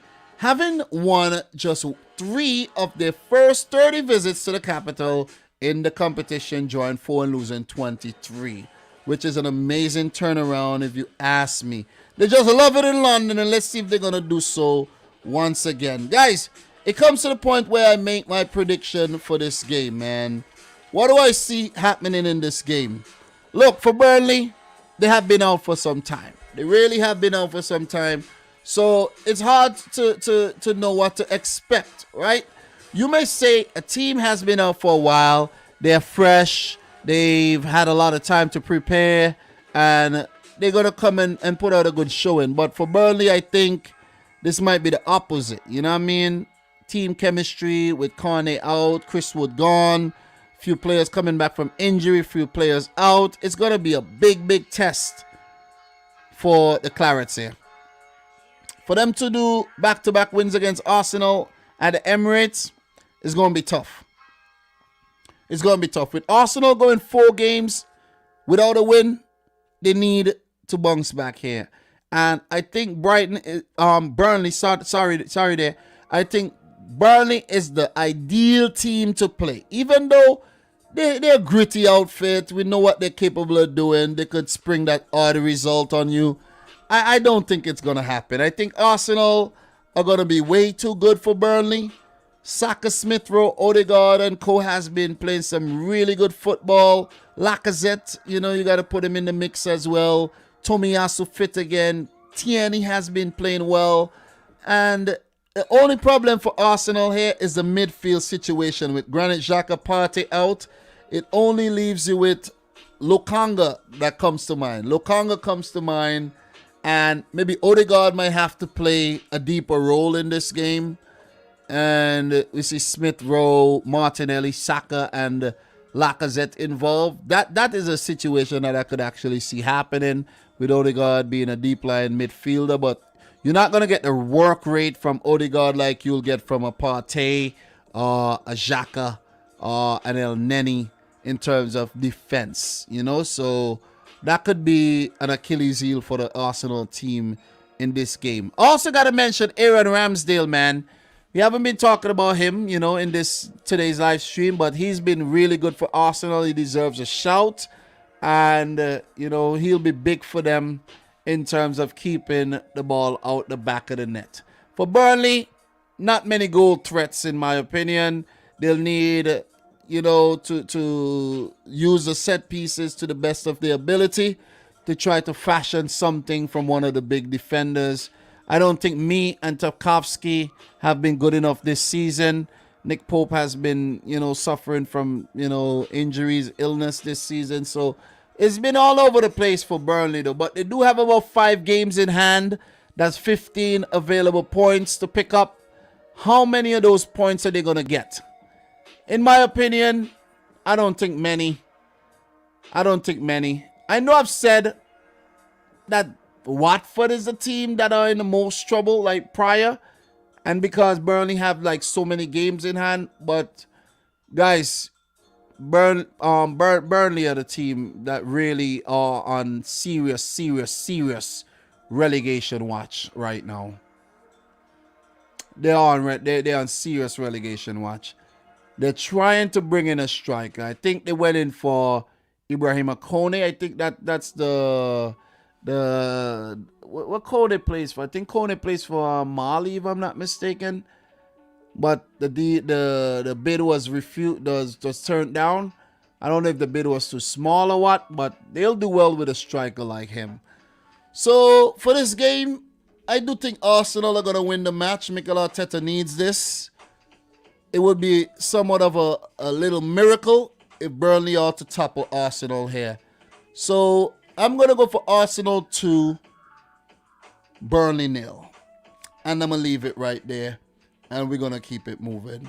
So for the Gunners, after this Burnley match, they do have Wolves, then Brentford, and Watford. Some nice games coming up for them, with the exception of the Wolves game. That one will be tough. We want to get the revenge on Brentford, however. For Burnley, Huddersfield Town, the loss. They play Arsenal. Then they have Watford in a 6-pointer. Man United, Liverpool, Brighton, Crystal Palace, Chelsea. Some tough games coming up for Burnley. And if they don't carve out a couple draws and maybe the odd win, they're doomed. They're really doomed. So, big up to everybody who's still in the stream, man. Appreciate you guys sticking around. Big up to Robert, Homer Uve in the house. Who else we got in here, man? Everybody who's still in here. Michael Talbot, Will Nelson, Brighton and relegation watch for sure. So, with that being said, guys, we're going to keep it moving. We don't have enough time, but, we're strapped for time. And we've been streaming for a while. We should have been done. We should have really been done already. But you know your boy Dom likes to talk about these freaking games. When it comes to Premier League, I could talk all day. You know that. You know it, baby. You know it. So with that being said, let's move on to the next game. Not gonna spend too long on this one. I don't want to piss people off too much when I'm talking about Man City, because it sounds like I'm rubbing it in all the time. Like I'm always rubbing it in. Why are you rubbing it in, Dom? Stop rubbing it in. We know you're going to win the league, Dom. Stop rubbing it in. Okay? Stop it, Dom. We don't want to hear you talk about City. Let's make it 7 minutes and keep it moving, okay? All right? Well, yeah, guys, my team, Manchester City, will face Southampton at St. Mary's. Earlier this season, we know what happened. We really know what happened. I don't even need to look at the research or nothing. We drew the game. Okay? Need to win this one. So, for Southampton, the last game, a 3-1 loss to Wolves. And for City, a narrow 1-0 win over a lackluster Chelsea. Yeah, I'm firing shots at Chelsea right now. Firing shots. Big up to any Chelsea fan watching the stream right about now. Do appreciate you guys as well. But for City Southampton, the last time around, it was a stalemate at the Etihad. 0-0. 0-0. Southampton did manage to pull off a 1-0 victory as well. And that was a season before last. But it's fine. We came in second. So it's all good. It is all good. It's all good, you know what I mean? We didn't win the league, so it is whatever. Okay? But Southampton, in the last 4 games, 2 positive results. But before that, not many positive results at all that we have to talk about. 35 all-time Premier League matches, 7 wins for Southampton, 20 wins for City, and 8 games have ended in draws. But recently, it's been very, very one-sided. 5-2 for City last season, 6-1 back in 2018. There's been some blowouts lately. But Southampton are a quality team, and you can never, ever take them lightly. Players to watch for me. For Southampton, I'm going with James Ward-Prowse. The boy James Ward-Prowse is a nuisance. He works hard, but he rarely earns his living when you give him a free kick. Pep Guardiola came out and said he's the best free kick taker in the world. And I'm with you, Pep. I'm with you, Pep. He is indeed the best free kick taker in the world. Maybe only Lionel Messi is rivaling him, man.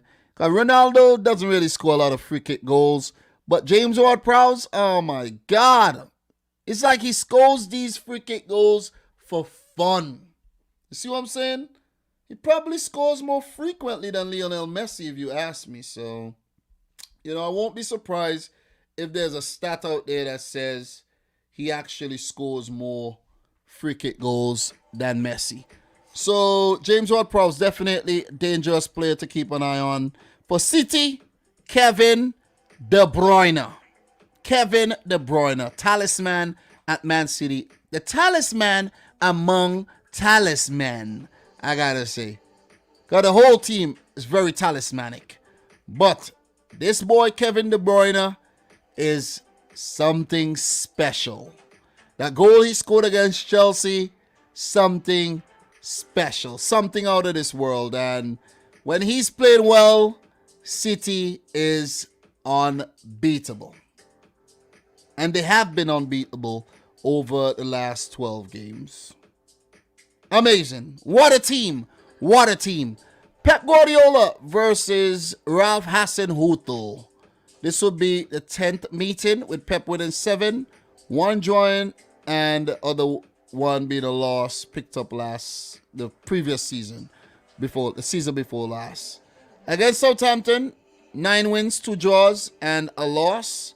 Did manage against a couple of the managers, maybe Javi, what's that guy name, man? Was it Javi Gracia? Was in charge of Southampton briefly? Can't even remember these managers, man. Distant memory if you ask me. But Hasenhüttl against City, not a very good record. 7 games, 1 draw, 1 loss. 1 win, and 5 losses. Against Pep, totally 7 losses, 1 draw, and a win. A solitary win. Hasenhüttl did face Pep Guardiola in the Bundesliga with his time at Ingolstadt. So, yeah, that one, definitely a mismatch. Bayern Munich versus Ingolstadt back in the 15-16 season.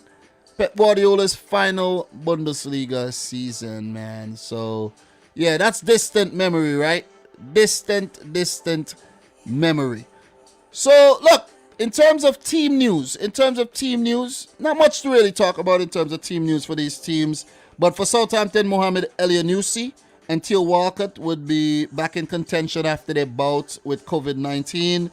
While Valentino Livramento and James McCarthy, their goalkeeper, will be out, along with Will Smallbone and Moussa Djenepo, who's still at the African Cup of Nations with Mali. As for Manchester City, Liam Delap is fit again.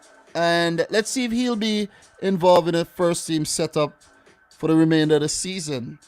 Alexander Zinchenko is out, injured. And Cole Palmer is unfit, even missed the UT match recently. So Nathan Ake back in contention. Riyad Mahrez should be back from the African Cup of Nations.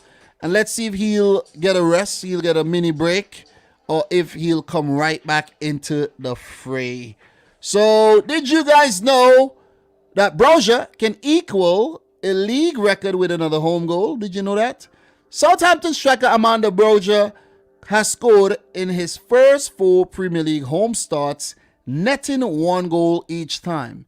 In Premier League history, the only player to score in his first 5 home league starts is Gary Penrith for Queen's Park Rangers between September and December of 1992.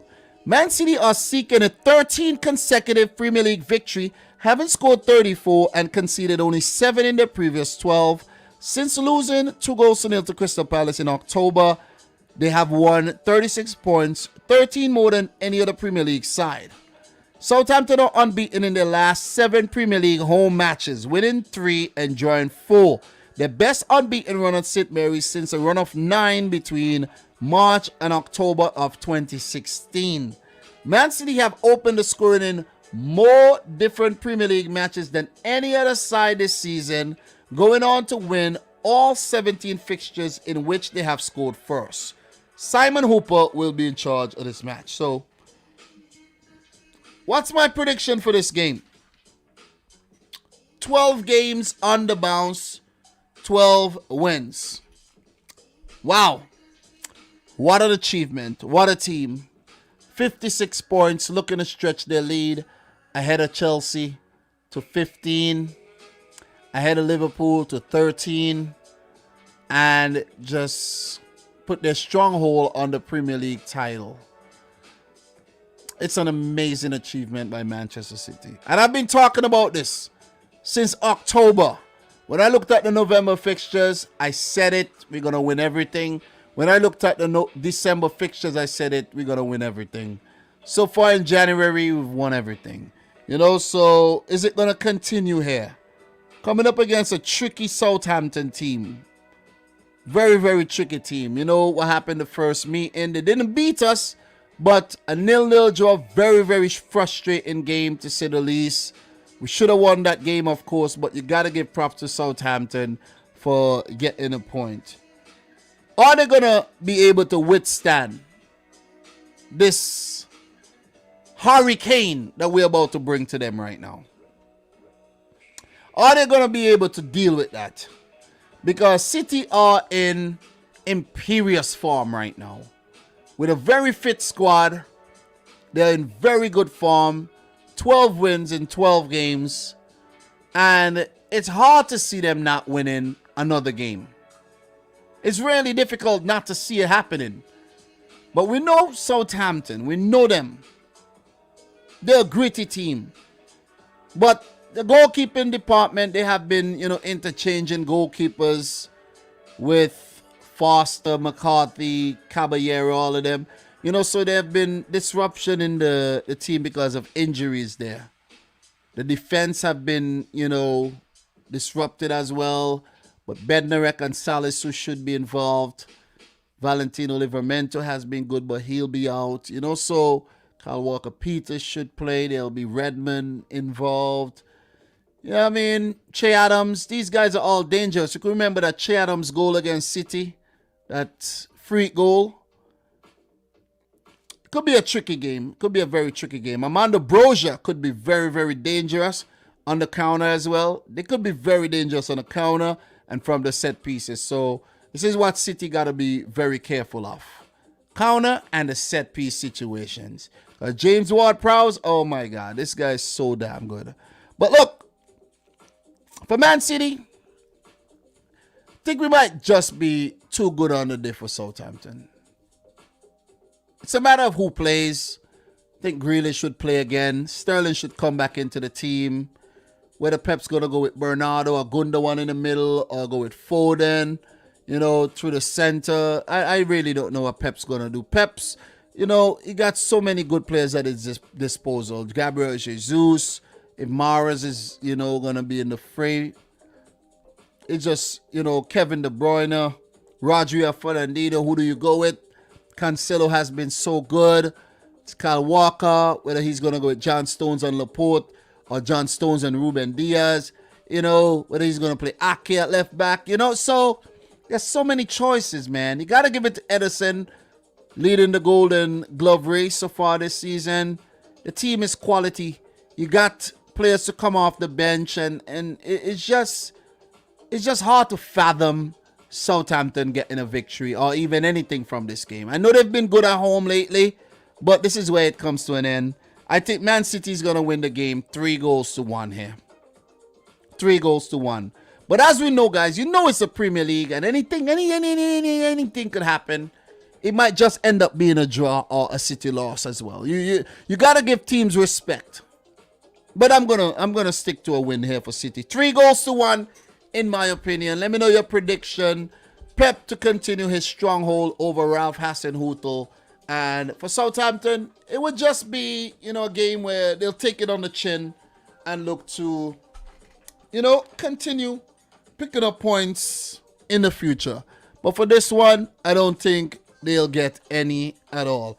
For City, after the Southampton game, they will face Fulham on February 5th in the Premier League. So there'll be somewhat of a break there. Wow, that's 2 weeks. That is 2 weeks without any football there because of the international break coming up at the back end of February as well. So I almost forgot about the international break, to be completely honest. I was like, oh God, why are we not playing any games in 2 weeks?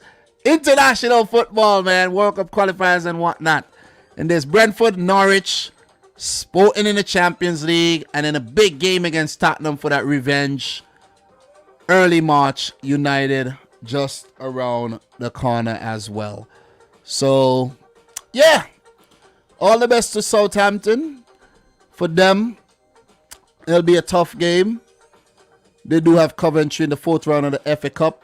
Tottenham, United on the horizon. So, what are your thoughts, guys? I do appreciate everybody in here. Big up to the boy, Demo Dre. Is my wife in here? Oh, my wife came through. And, okay, great. Great. She said she's getting a ride home. Big up to the wife, man. Big up to the wife. She dropped a $5 super chat. Thank you very much, man. You've made my day. You made the stream. You dropped a super chat on your boy. Thank you very much, man. Woohoo! Love you, wife. Appreciate that, man. Appreciate that. Appreciate that. God damn. I hope you're still in here. So I don't have to pick the wife up. She's getting a ride. So we do have time. We do have time. So Demo is saying, FIFA stream? FIFA stream? Nah. Can't do a FIFA stream after this, man. You know what I mean? I got work in the morning for sure. So thank you very much for the super chat there. I do appreciate it. And, you guys should definitely follow suit, though. Support the thing with your pockets. So we do have Michael Olapido in here. Mara's giving a week off. Yeah, I did read that.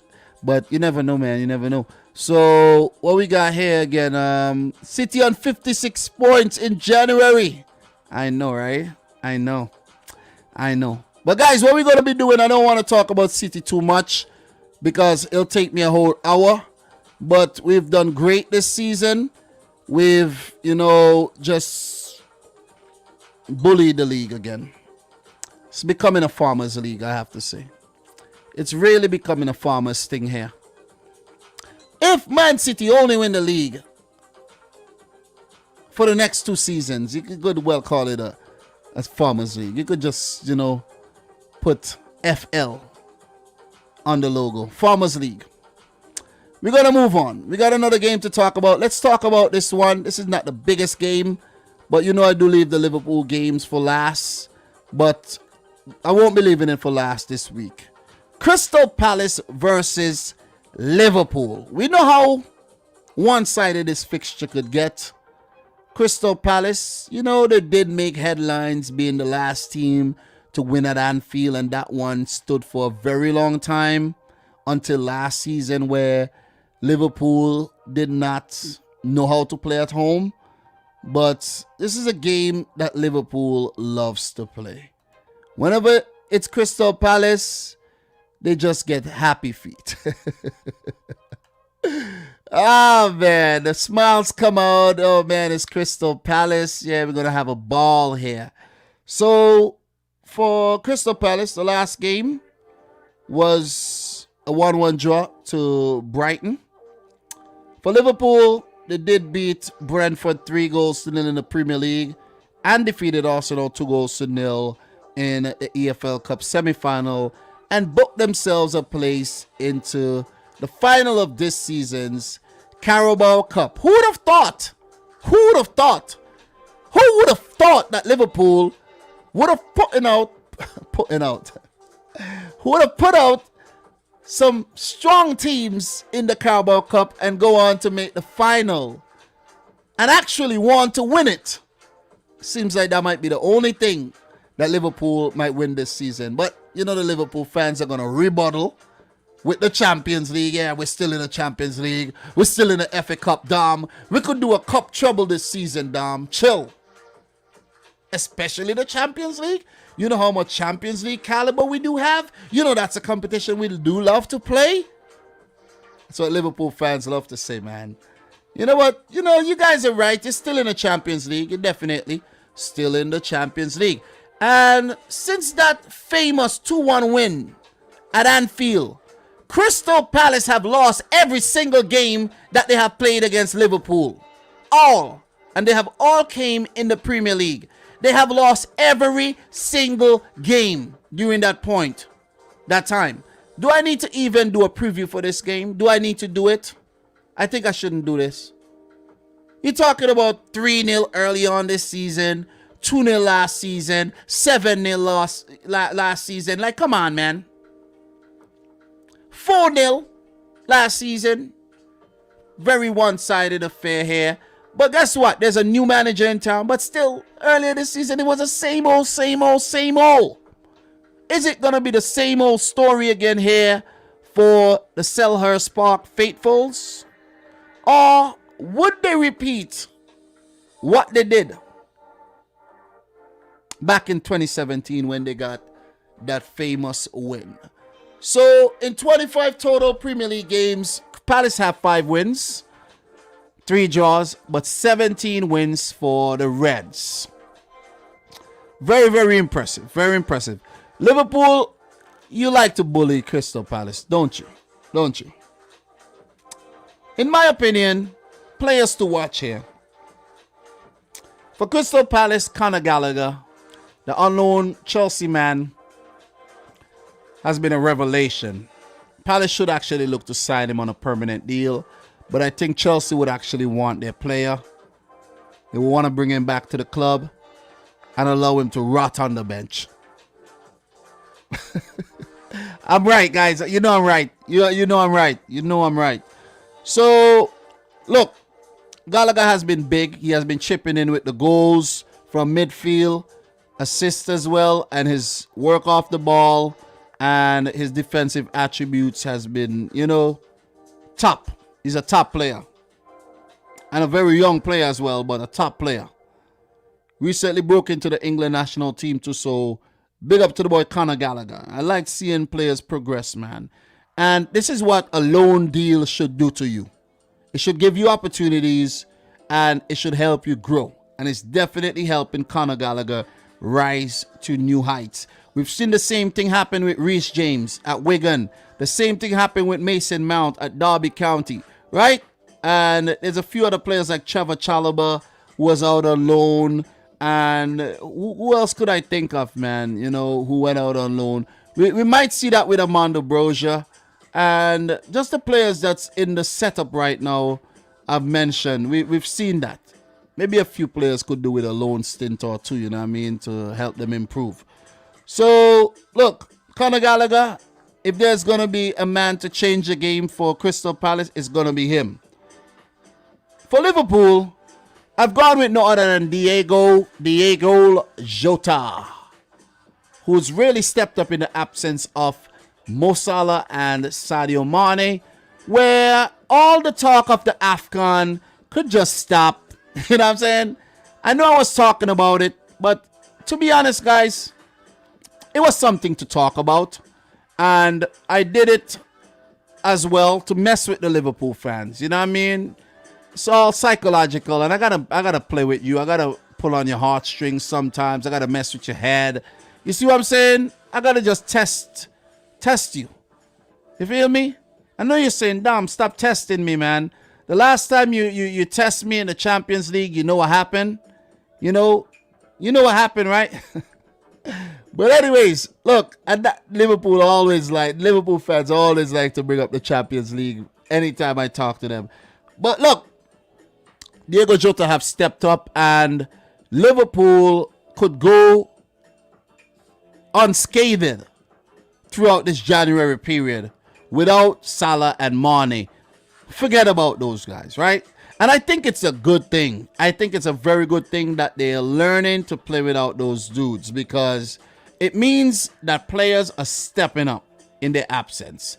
Oxlade-Chamberlain and Diego Jota comes to mind. Takumi Minamino comes to mind. Curtis Jones. And Naby Keita is absent as well. And all those players would continue to be absent at least until next week. You know what I'm saying?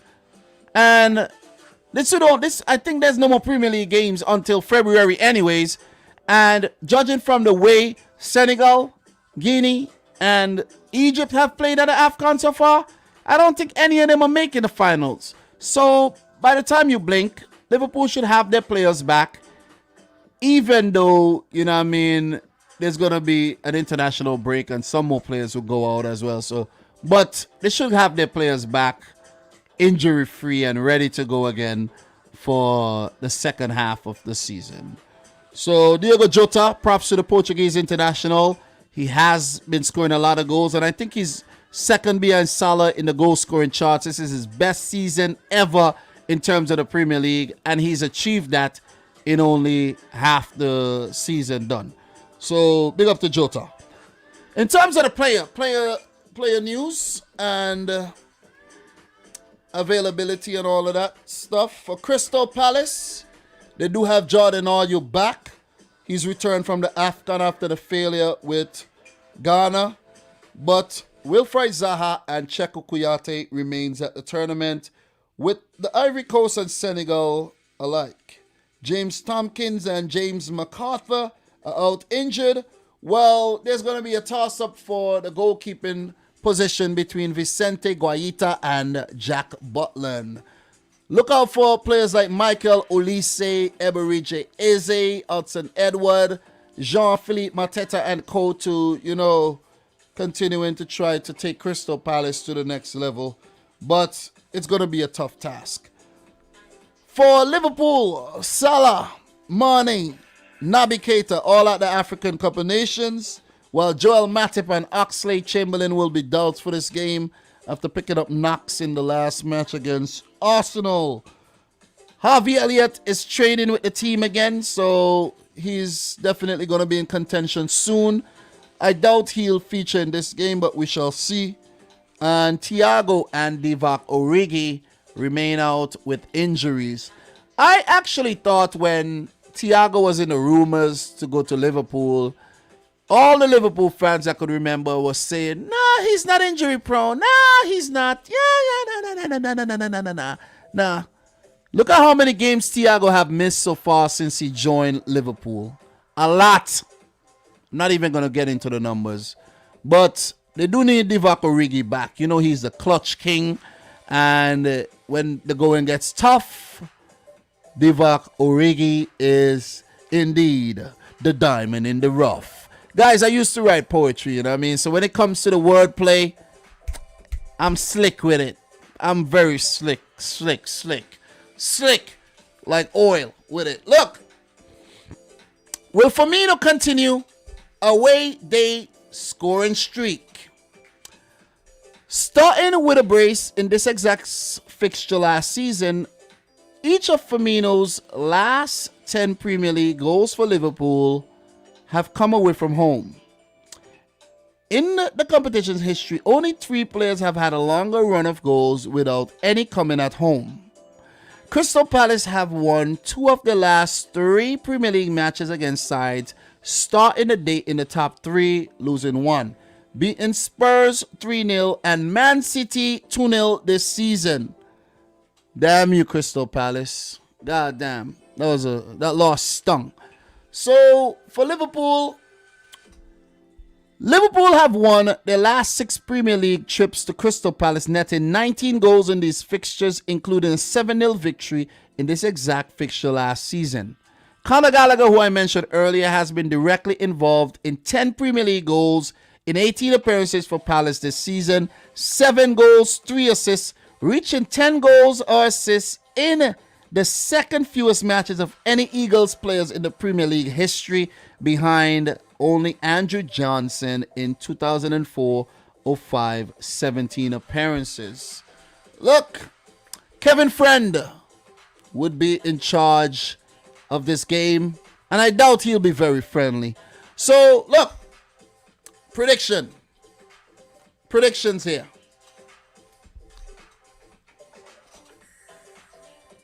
Do I need to draw this out? Liverpool are going to win the game 3-1. No way. No way Crystal Palace are winning.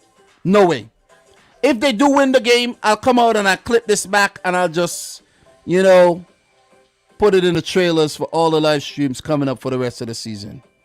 But no way Crystal Palace are winning this game. They have played some good football under Patrick Vieira, but the game management sucks. And without Zaha, are you coming back distraught from the AFCON? I don't think he's going to help much. But Kouyaté is a big miss. Zaha is a big miss. Olise and Cole will need to step up. Edward, even former Liverpool man Christian Benteke will look to play this game and step up. But I just don't see them beating a Liverpool even without Mane and Salah. Firmino have enjoyed this fixture. Jota has been in good form. And if Oxlade-Chamberlain does not feature, who's been in good form, Minamino could step right in. And Liverpool would still look very solid. You could go in with a midfield of Henderson, Curtis Jones, and a Fabinho.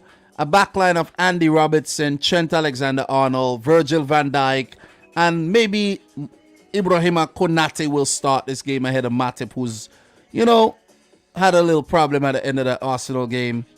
Guys, I don't see anything but a Liverpool win. Alisson in goal. They still have a very strong team, but it's during a sustained period that I think without Salah and Mane that it will really, affect Liverpool. But also, you could even look at it from another angle and say, Liverpool with Salah and Mane had some very poor games. And without them, they've been effective still. So, it might just be a good thing where they could learn to play without these guys and the players could actually step up. So, that's my thoughts. Palace won. Another loss against Liverpool for them to score 3 goals. And yet another win for the Reds. As they look to close the gap between themselves and Man City, they will be praying for Southampton to do something. But most importantly, to continue to stretch that gap between themselves and Chelsea. Sorry, Chelsea fans, but I'm on that ass. Just want to put it out there. So let me know your thoughts on this one, guys.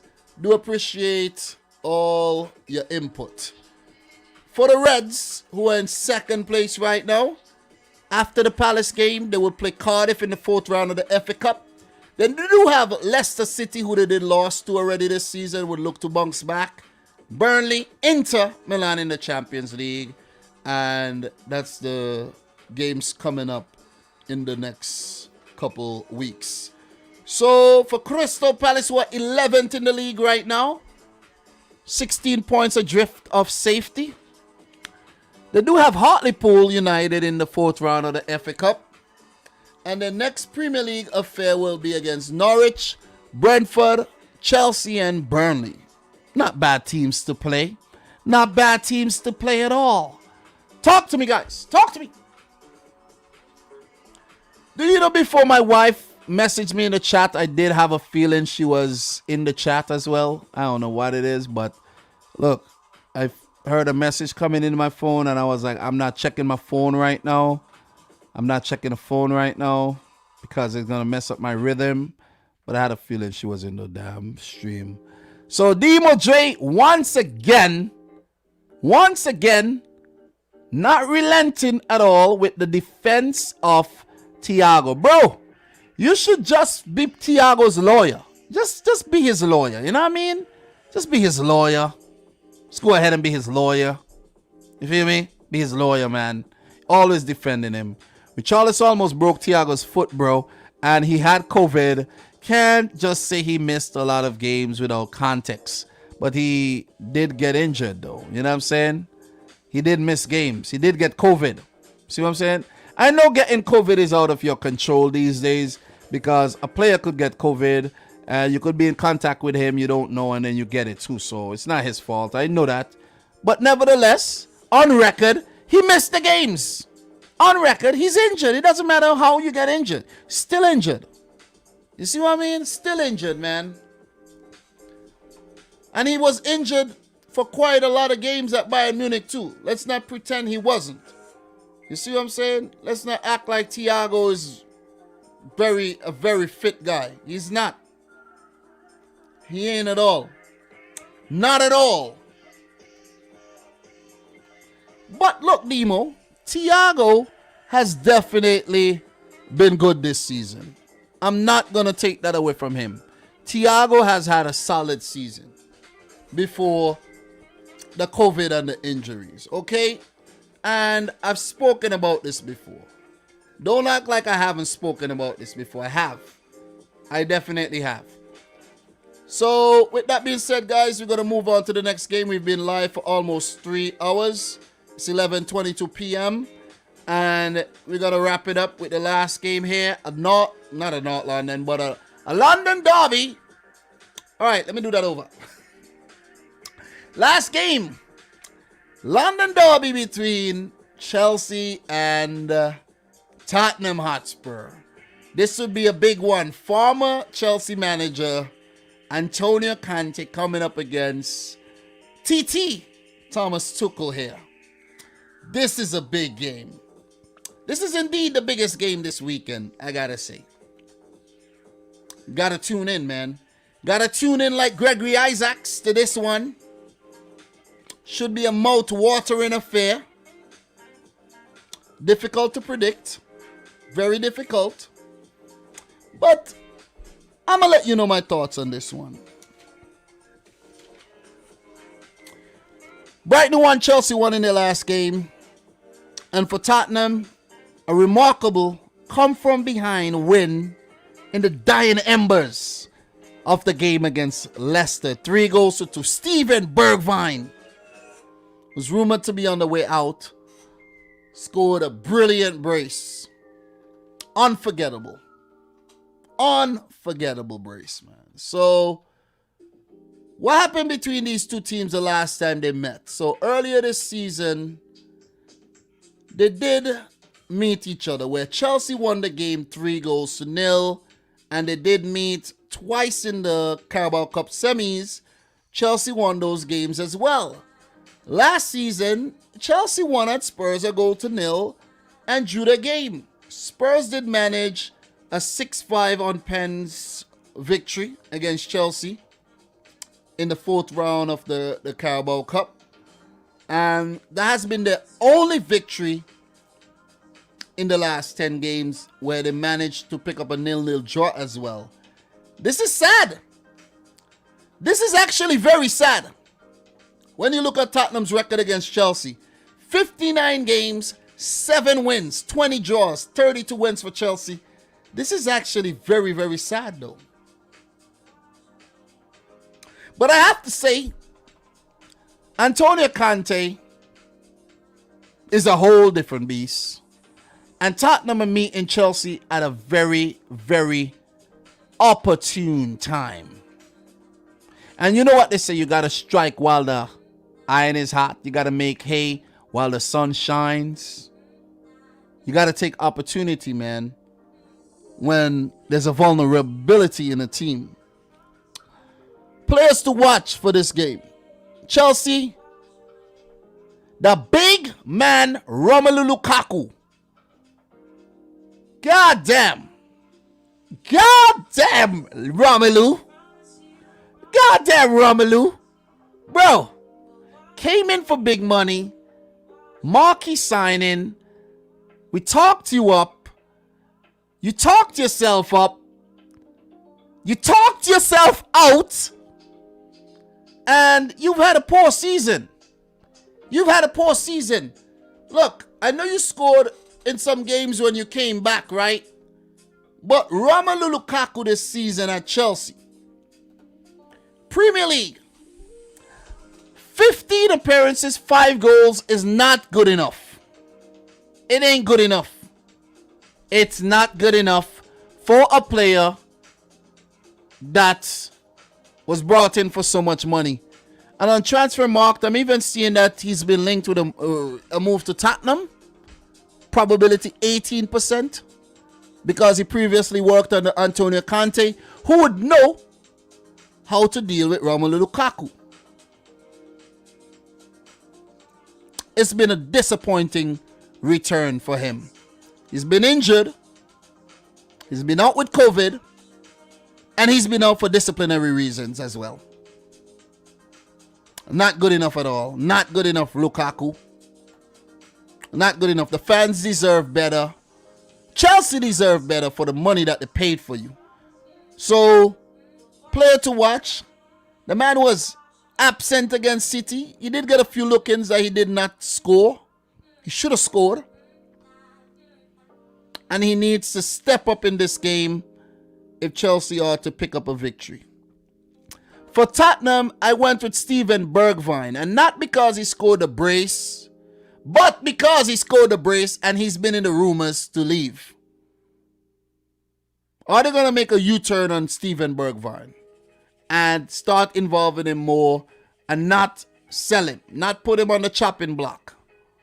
Was it a last resort move for Antonio Conte when he brought him on off the bench and he said, listen, man, just go out there, do your thing. This might be your last game.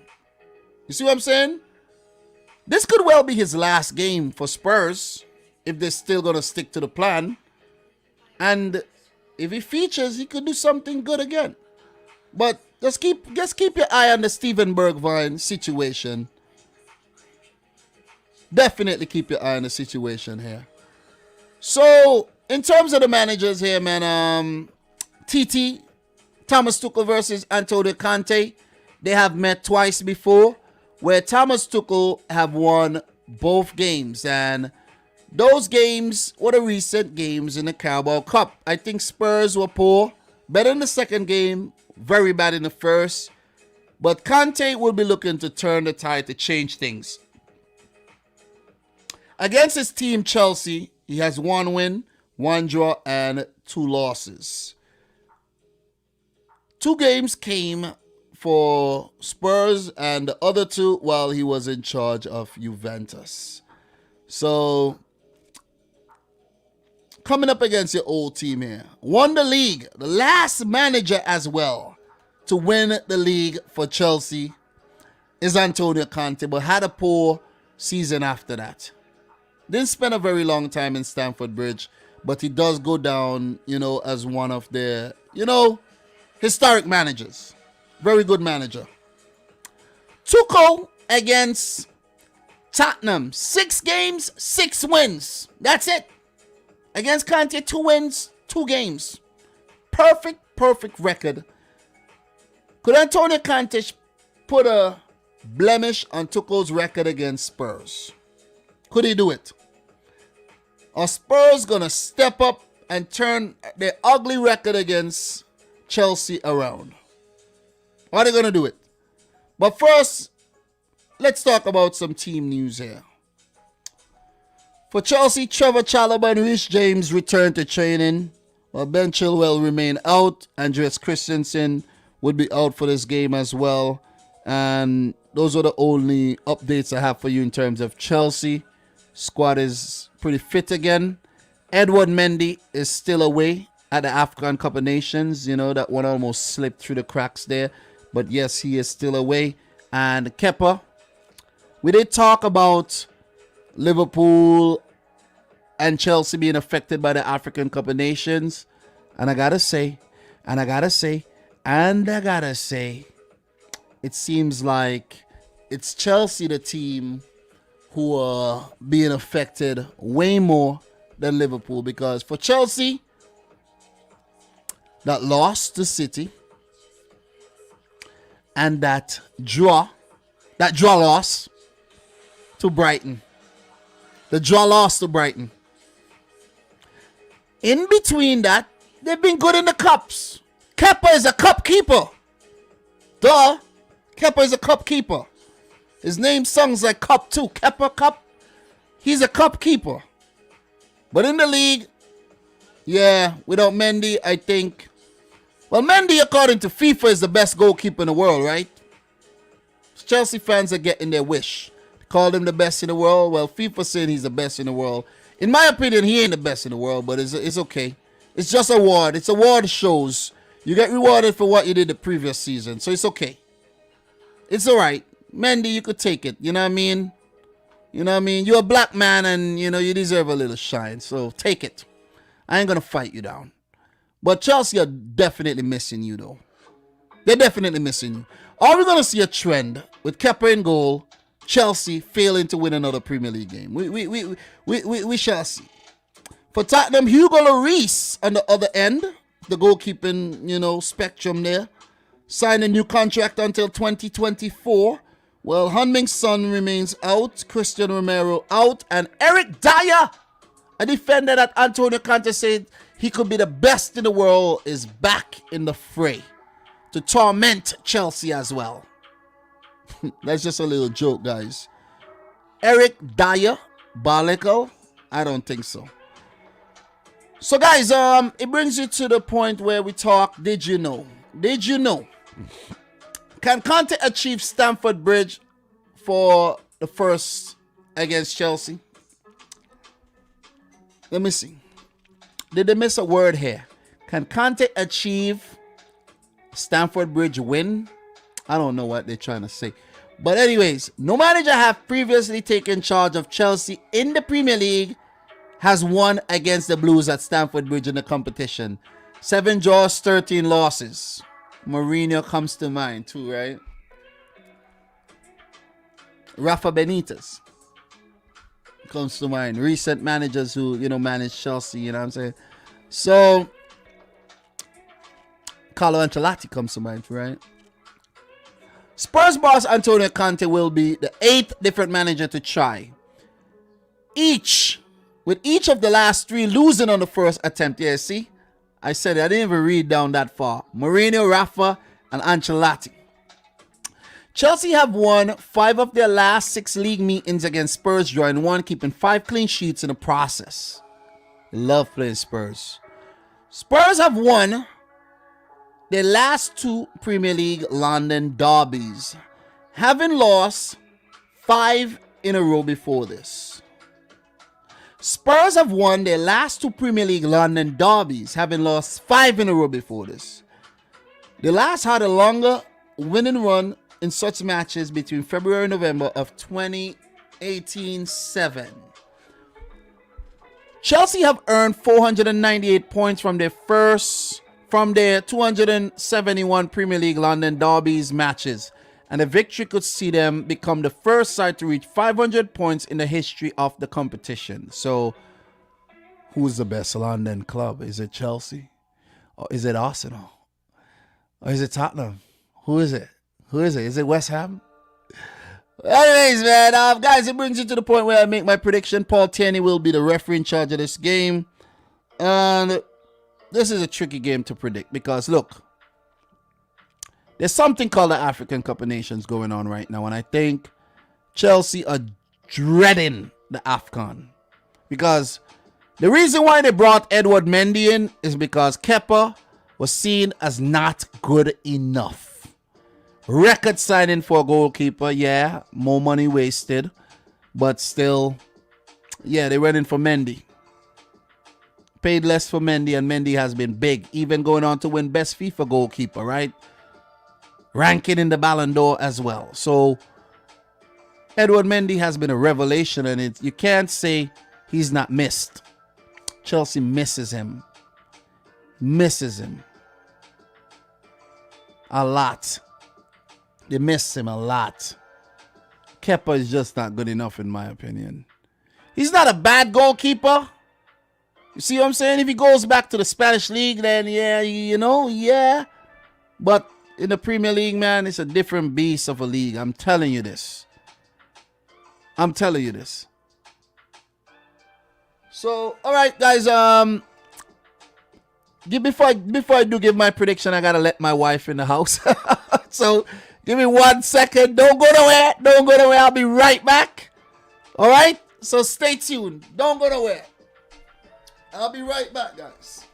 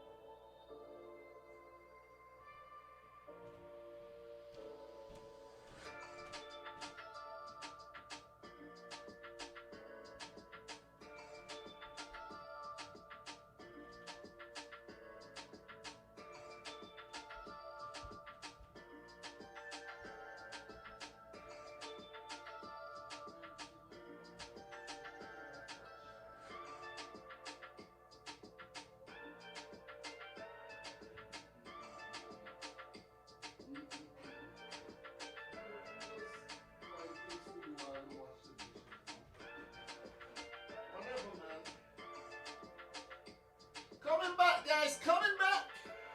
What's up, Liam? You okay? Okay, what are you smiling about? Why are you smiling? But guys, I'm back. Back to talk Spurs, Chelsea. Big up to Nicholas Salt City in the house, man. Appreciate you coming through. Like, look. Where was I?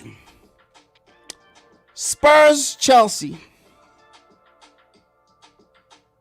I just start talking about prediction, right? Just about to get into my prediction. Here. So I went on a little, rant. You could call it a rant about Mendy and, how important he is to Chelsea. And he's not there. Spurs not affected by the AFCON.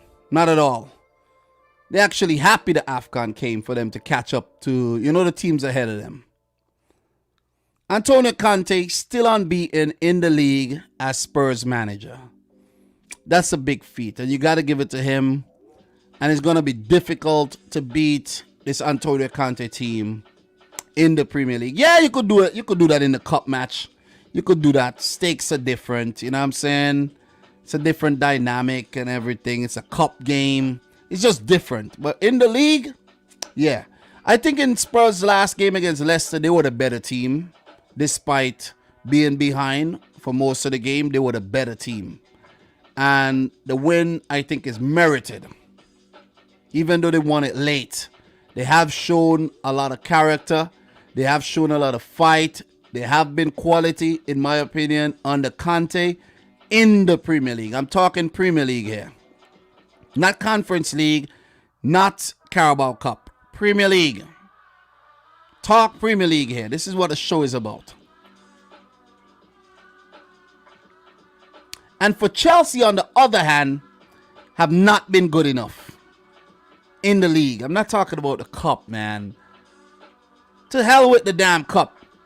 City aren't even in it, And as I said earlier, we had to sacrifice the cup in order to, win the league this season amongst the competition. And people probably didn't even realize that. Pep said, you know what, man? Yeah, I could take that. This season, we're going to leave that alone because we're going to have fixtures in some rough fixtures in a time where you would prefer to just rest. I'm only speaking in hindsight, guys. Come on. Hindsight is different. It's very advantageous.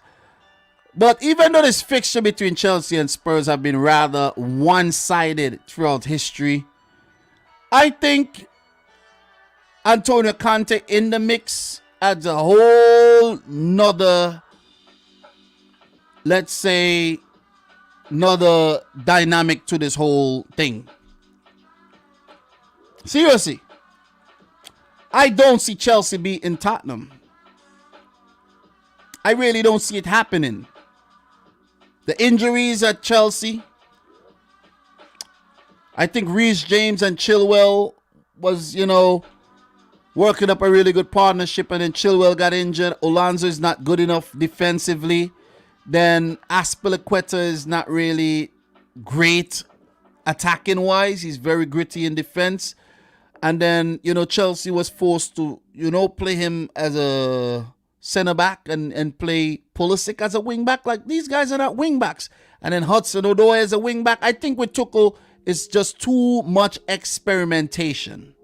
Too much experimentation. And against Man City, they looked very, very average. For the most part, very average. Against Brighton, I don't know what happened in the first half because I didn't watch the first half. But I heard it was very average too. And the Ziyech goal came maybe as a surprise. But what I saw in the second half against Brighton, Chelsea fans would never want to watch back the second half of that game because Brighton were all over Chelsea.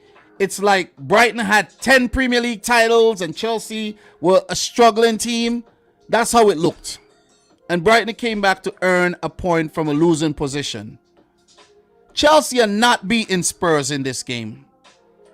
They're not. Harry Kane picking form. I know Son is out and he would have been a really good player to have in this situation. I actually think Spurs are going to get a rare win over Chelsea in this game. And it has nothing to do with how I feel towards Chelsea or anything like nothing at all. Nothing. I am mad at Chelsea for winning in the Champions League. You know what I mean? We were this close to winning the damn Champions League and it's Chelsea. Yes, but that's not the reason why. You know what I mean? I do have respect for Chelsea still. But they've just not been playing well. And I think the prediction is on merit. It is on merit. And when I say Chelsea have not been playing well, guys, let's take a look at their recent games. I'm going to go for Spurs to win the game 2-1 though. I think Harry Kane might be the man to take Spurs to the victory in this game. And Chelsea have just not shown enough going forward. Not being creative enough. And it's going to be a good midfield battle. Kovacic, Kante against the likes of Hybier, Winks, Ollie Skip, who's been very good on the Kante, I have to say. And even Davinson Sanchez have stepped up well. You have Reguilon and Emerson running up and down the flanks. Even a Dougherty could feature Tanganga as well. Lloris has been very good in goal for Tottenham. So let's just take a look here. Look at Chelsea's recent record, right? 1-0 loss to City, 1-1 draw. Forget about these cup games. We're not counting those.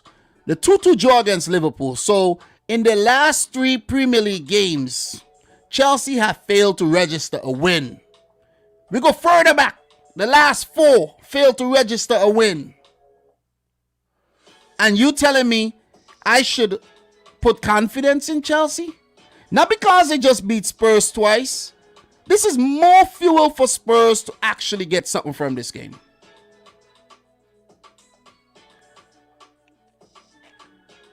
Okay?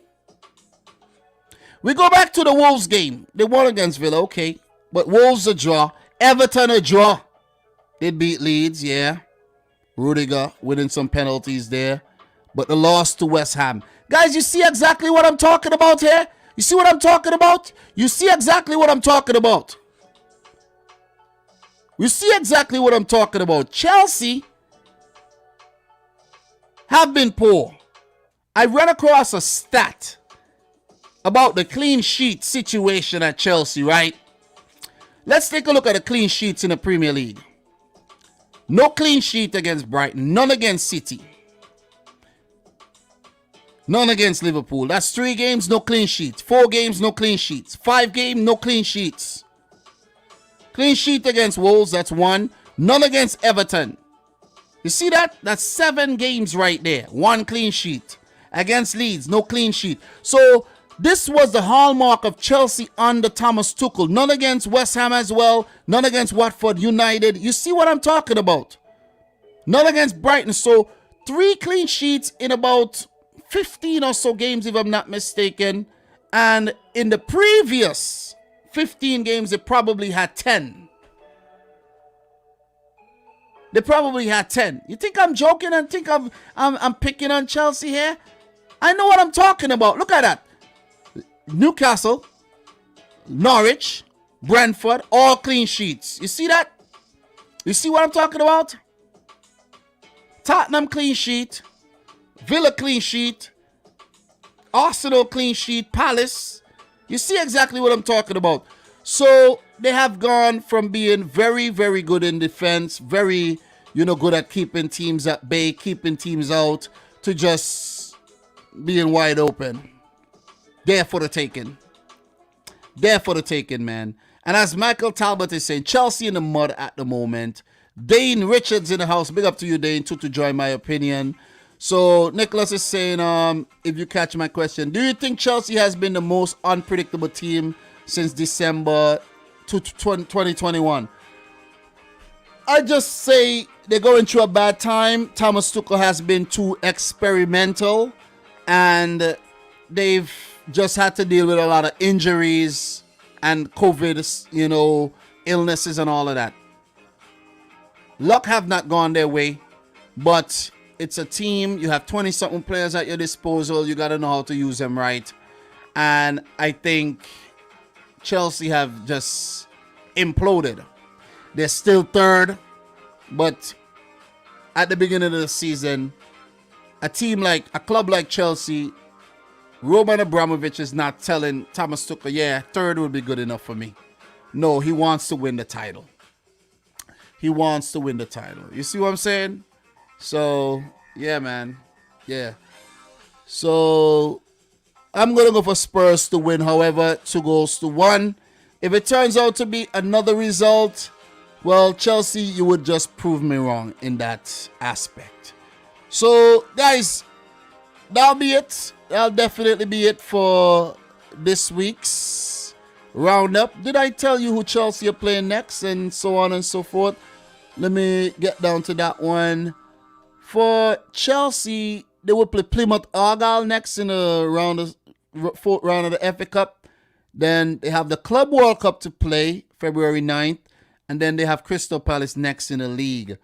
For Spurs, who are 5th right now, they're creeping up on Chelsea. There's a 8-point gap with 4 games in hand. So let's say Spurs win 4 games in hand. That's 12 points. Spurs are right now technically ahead of Chelsea if they win those 4 games in hand, including winning the game against them. So technically, Spurs doing pretty good. They're doing pretty good. So for Spurs, their next game will be against Brighton in the FA Cup 4th round. And they do have Southampton, Wolves, and Man City coming up next. So, yeah, man. Yeah, man. It's been a pretty fun one. It went on longer than I expected, 3 hours, 17 minutes. But it's a usual thing around these parts, man. I do enjoy doing this. That's 23 previews done this season so far. The roundup is coming up on Monday. I chose to do it on Monday so I could just have enough time to prepare myself. And there'll be no other Premier League games in January. So I do have time, you know what I mean? And I need the time. So Monday, this coming Monday, we'll do a roundup. And we'll talk Chelsea, Spurs. We'll talk Crystal Palace, Liverpool. We'll talk Southampton versus Man City, Arsenal, Burnley, and so on and so forth. So big up to everybody who came through and supported the stream. Michael, Nicholas, Salt City, Dane Richards in the house. Everybody who were in here earlier as well. Big up to y'all. Chase Athletics. All of you guys. Everybody who remain a member of the channel. All the mods. Everybody who support the thing with their pockets as well. Support it with their eyeballs. Guys, I do appreciate it. So don't forget to smash up the thumbs up button. How many likes did we get today? How many likes? We are at 46 likes. So if there's 4 people in here who are yet to like the video, make sure you do so. I will definitely appreciate it. I think on Monday, I will actually try to look at the other leagues. I haven't done that in a long time. So I'm going to try to do that on Monday though. But yeah, this is where today's stream comes to an end. Don't forget the stream is brought to you by Manscaped.com, who are the best in men's grooming, specializing in below the waist grooming as well. Use the coupon code Dominic Rich to get yourself 20% off each and every one of your orders, plus free shipping. All the links will be in the description box down below. Trust me, your balls will thank you. So from your boy Dom and the great Liam Rich, who these days are putting on my football jerseys. He is putting on my football jerseys. So you say hi, Liam. You say hi. Look, he goes for the football jerseys for me to put him on him, and I do. He wants to be me though. He wants to be just like me. So big up to the boy Liam, man. And he behaved himself very well for the stream and allowed us to get the stream done. So big up to him. Big up to Liam, man. So guys, friend boy Dom, thanks again for tuning in. And until my next one, which will be on Monday, I will be talking about the African Cup of Nations and talking about some Premier League games in between as well. But from now until then, I like to say thanks for watching. Peace out. Rich Squad. Peace.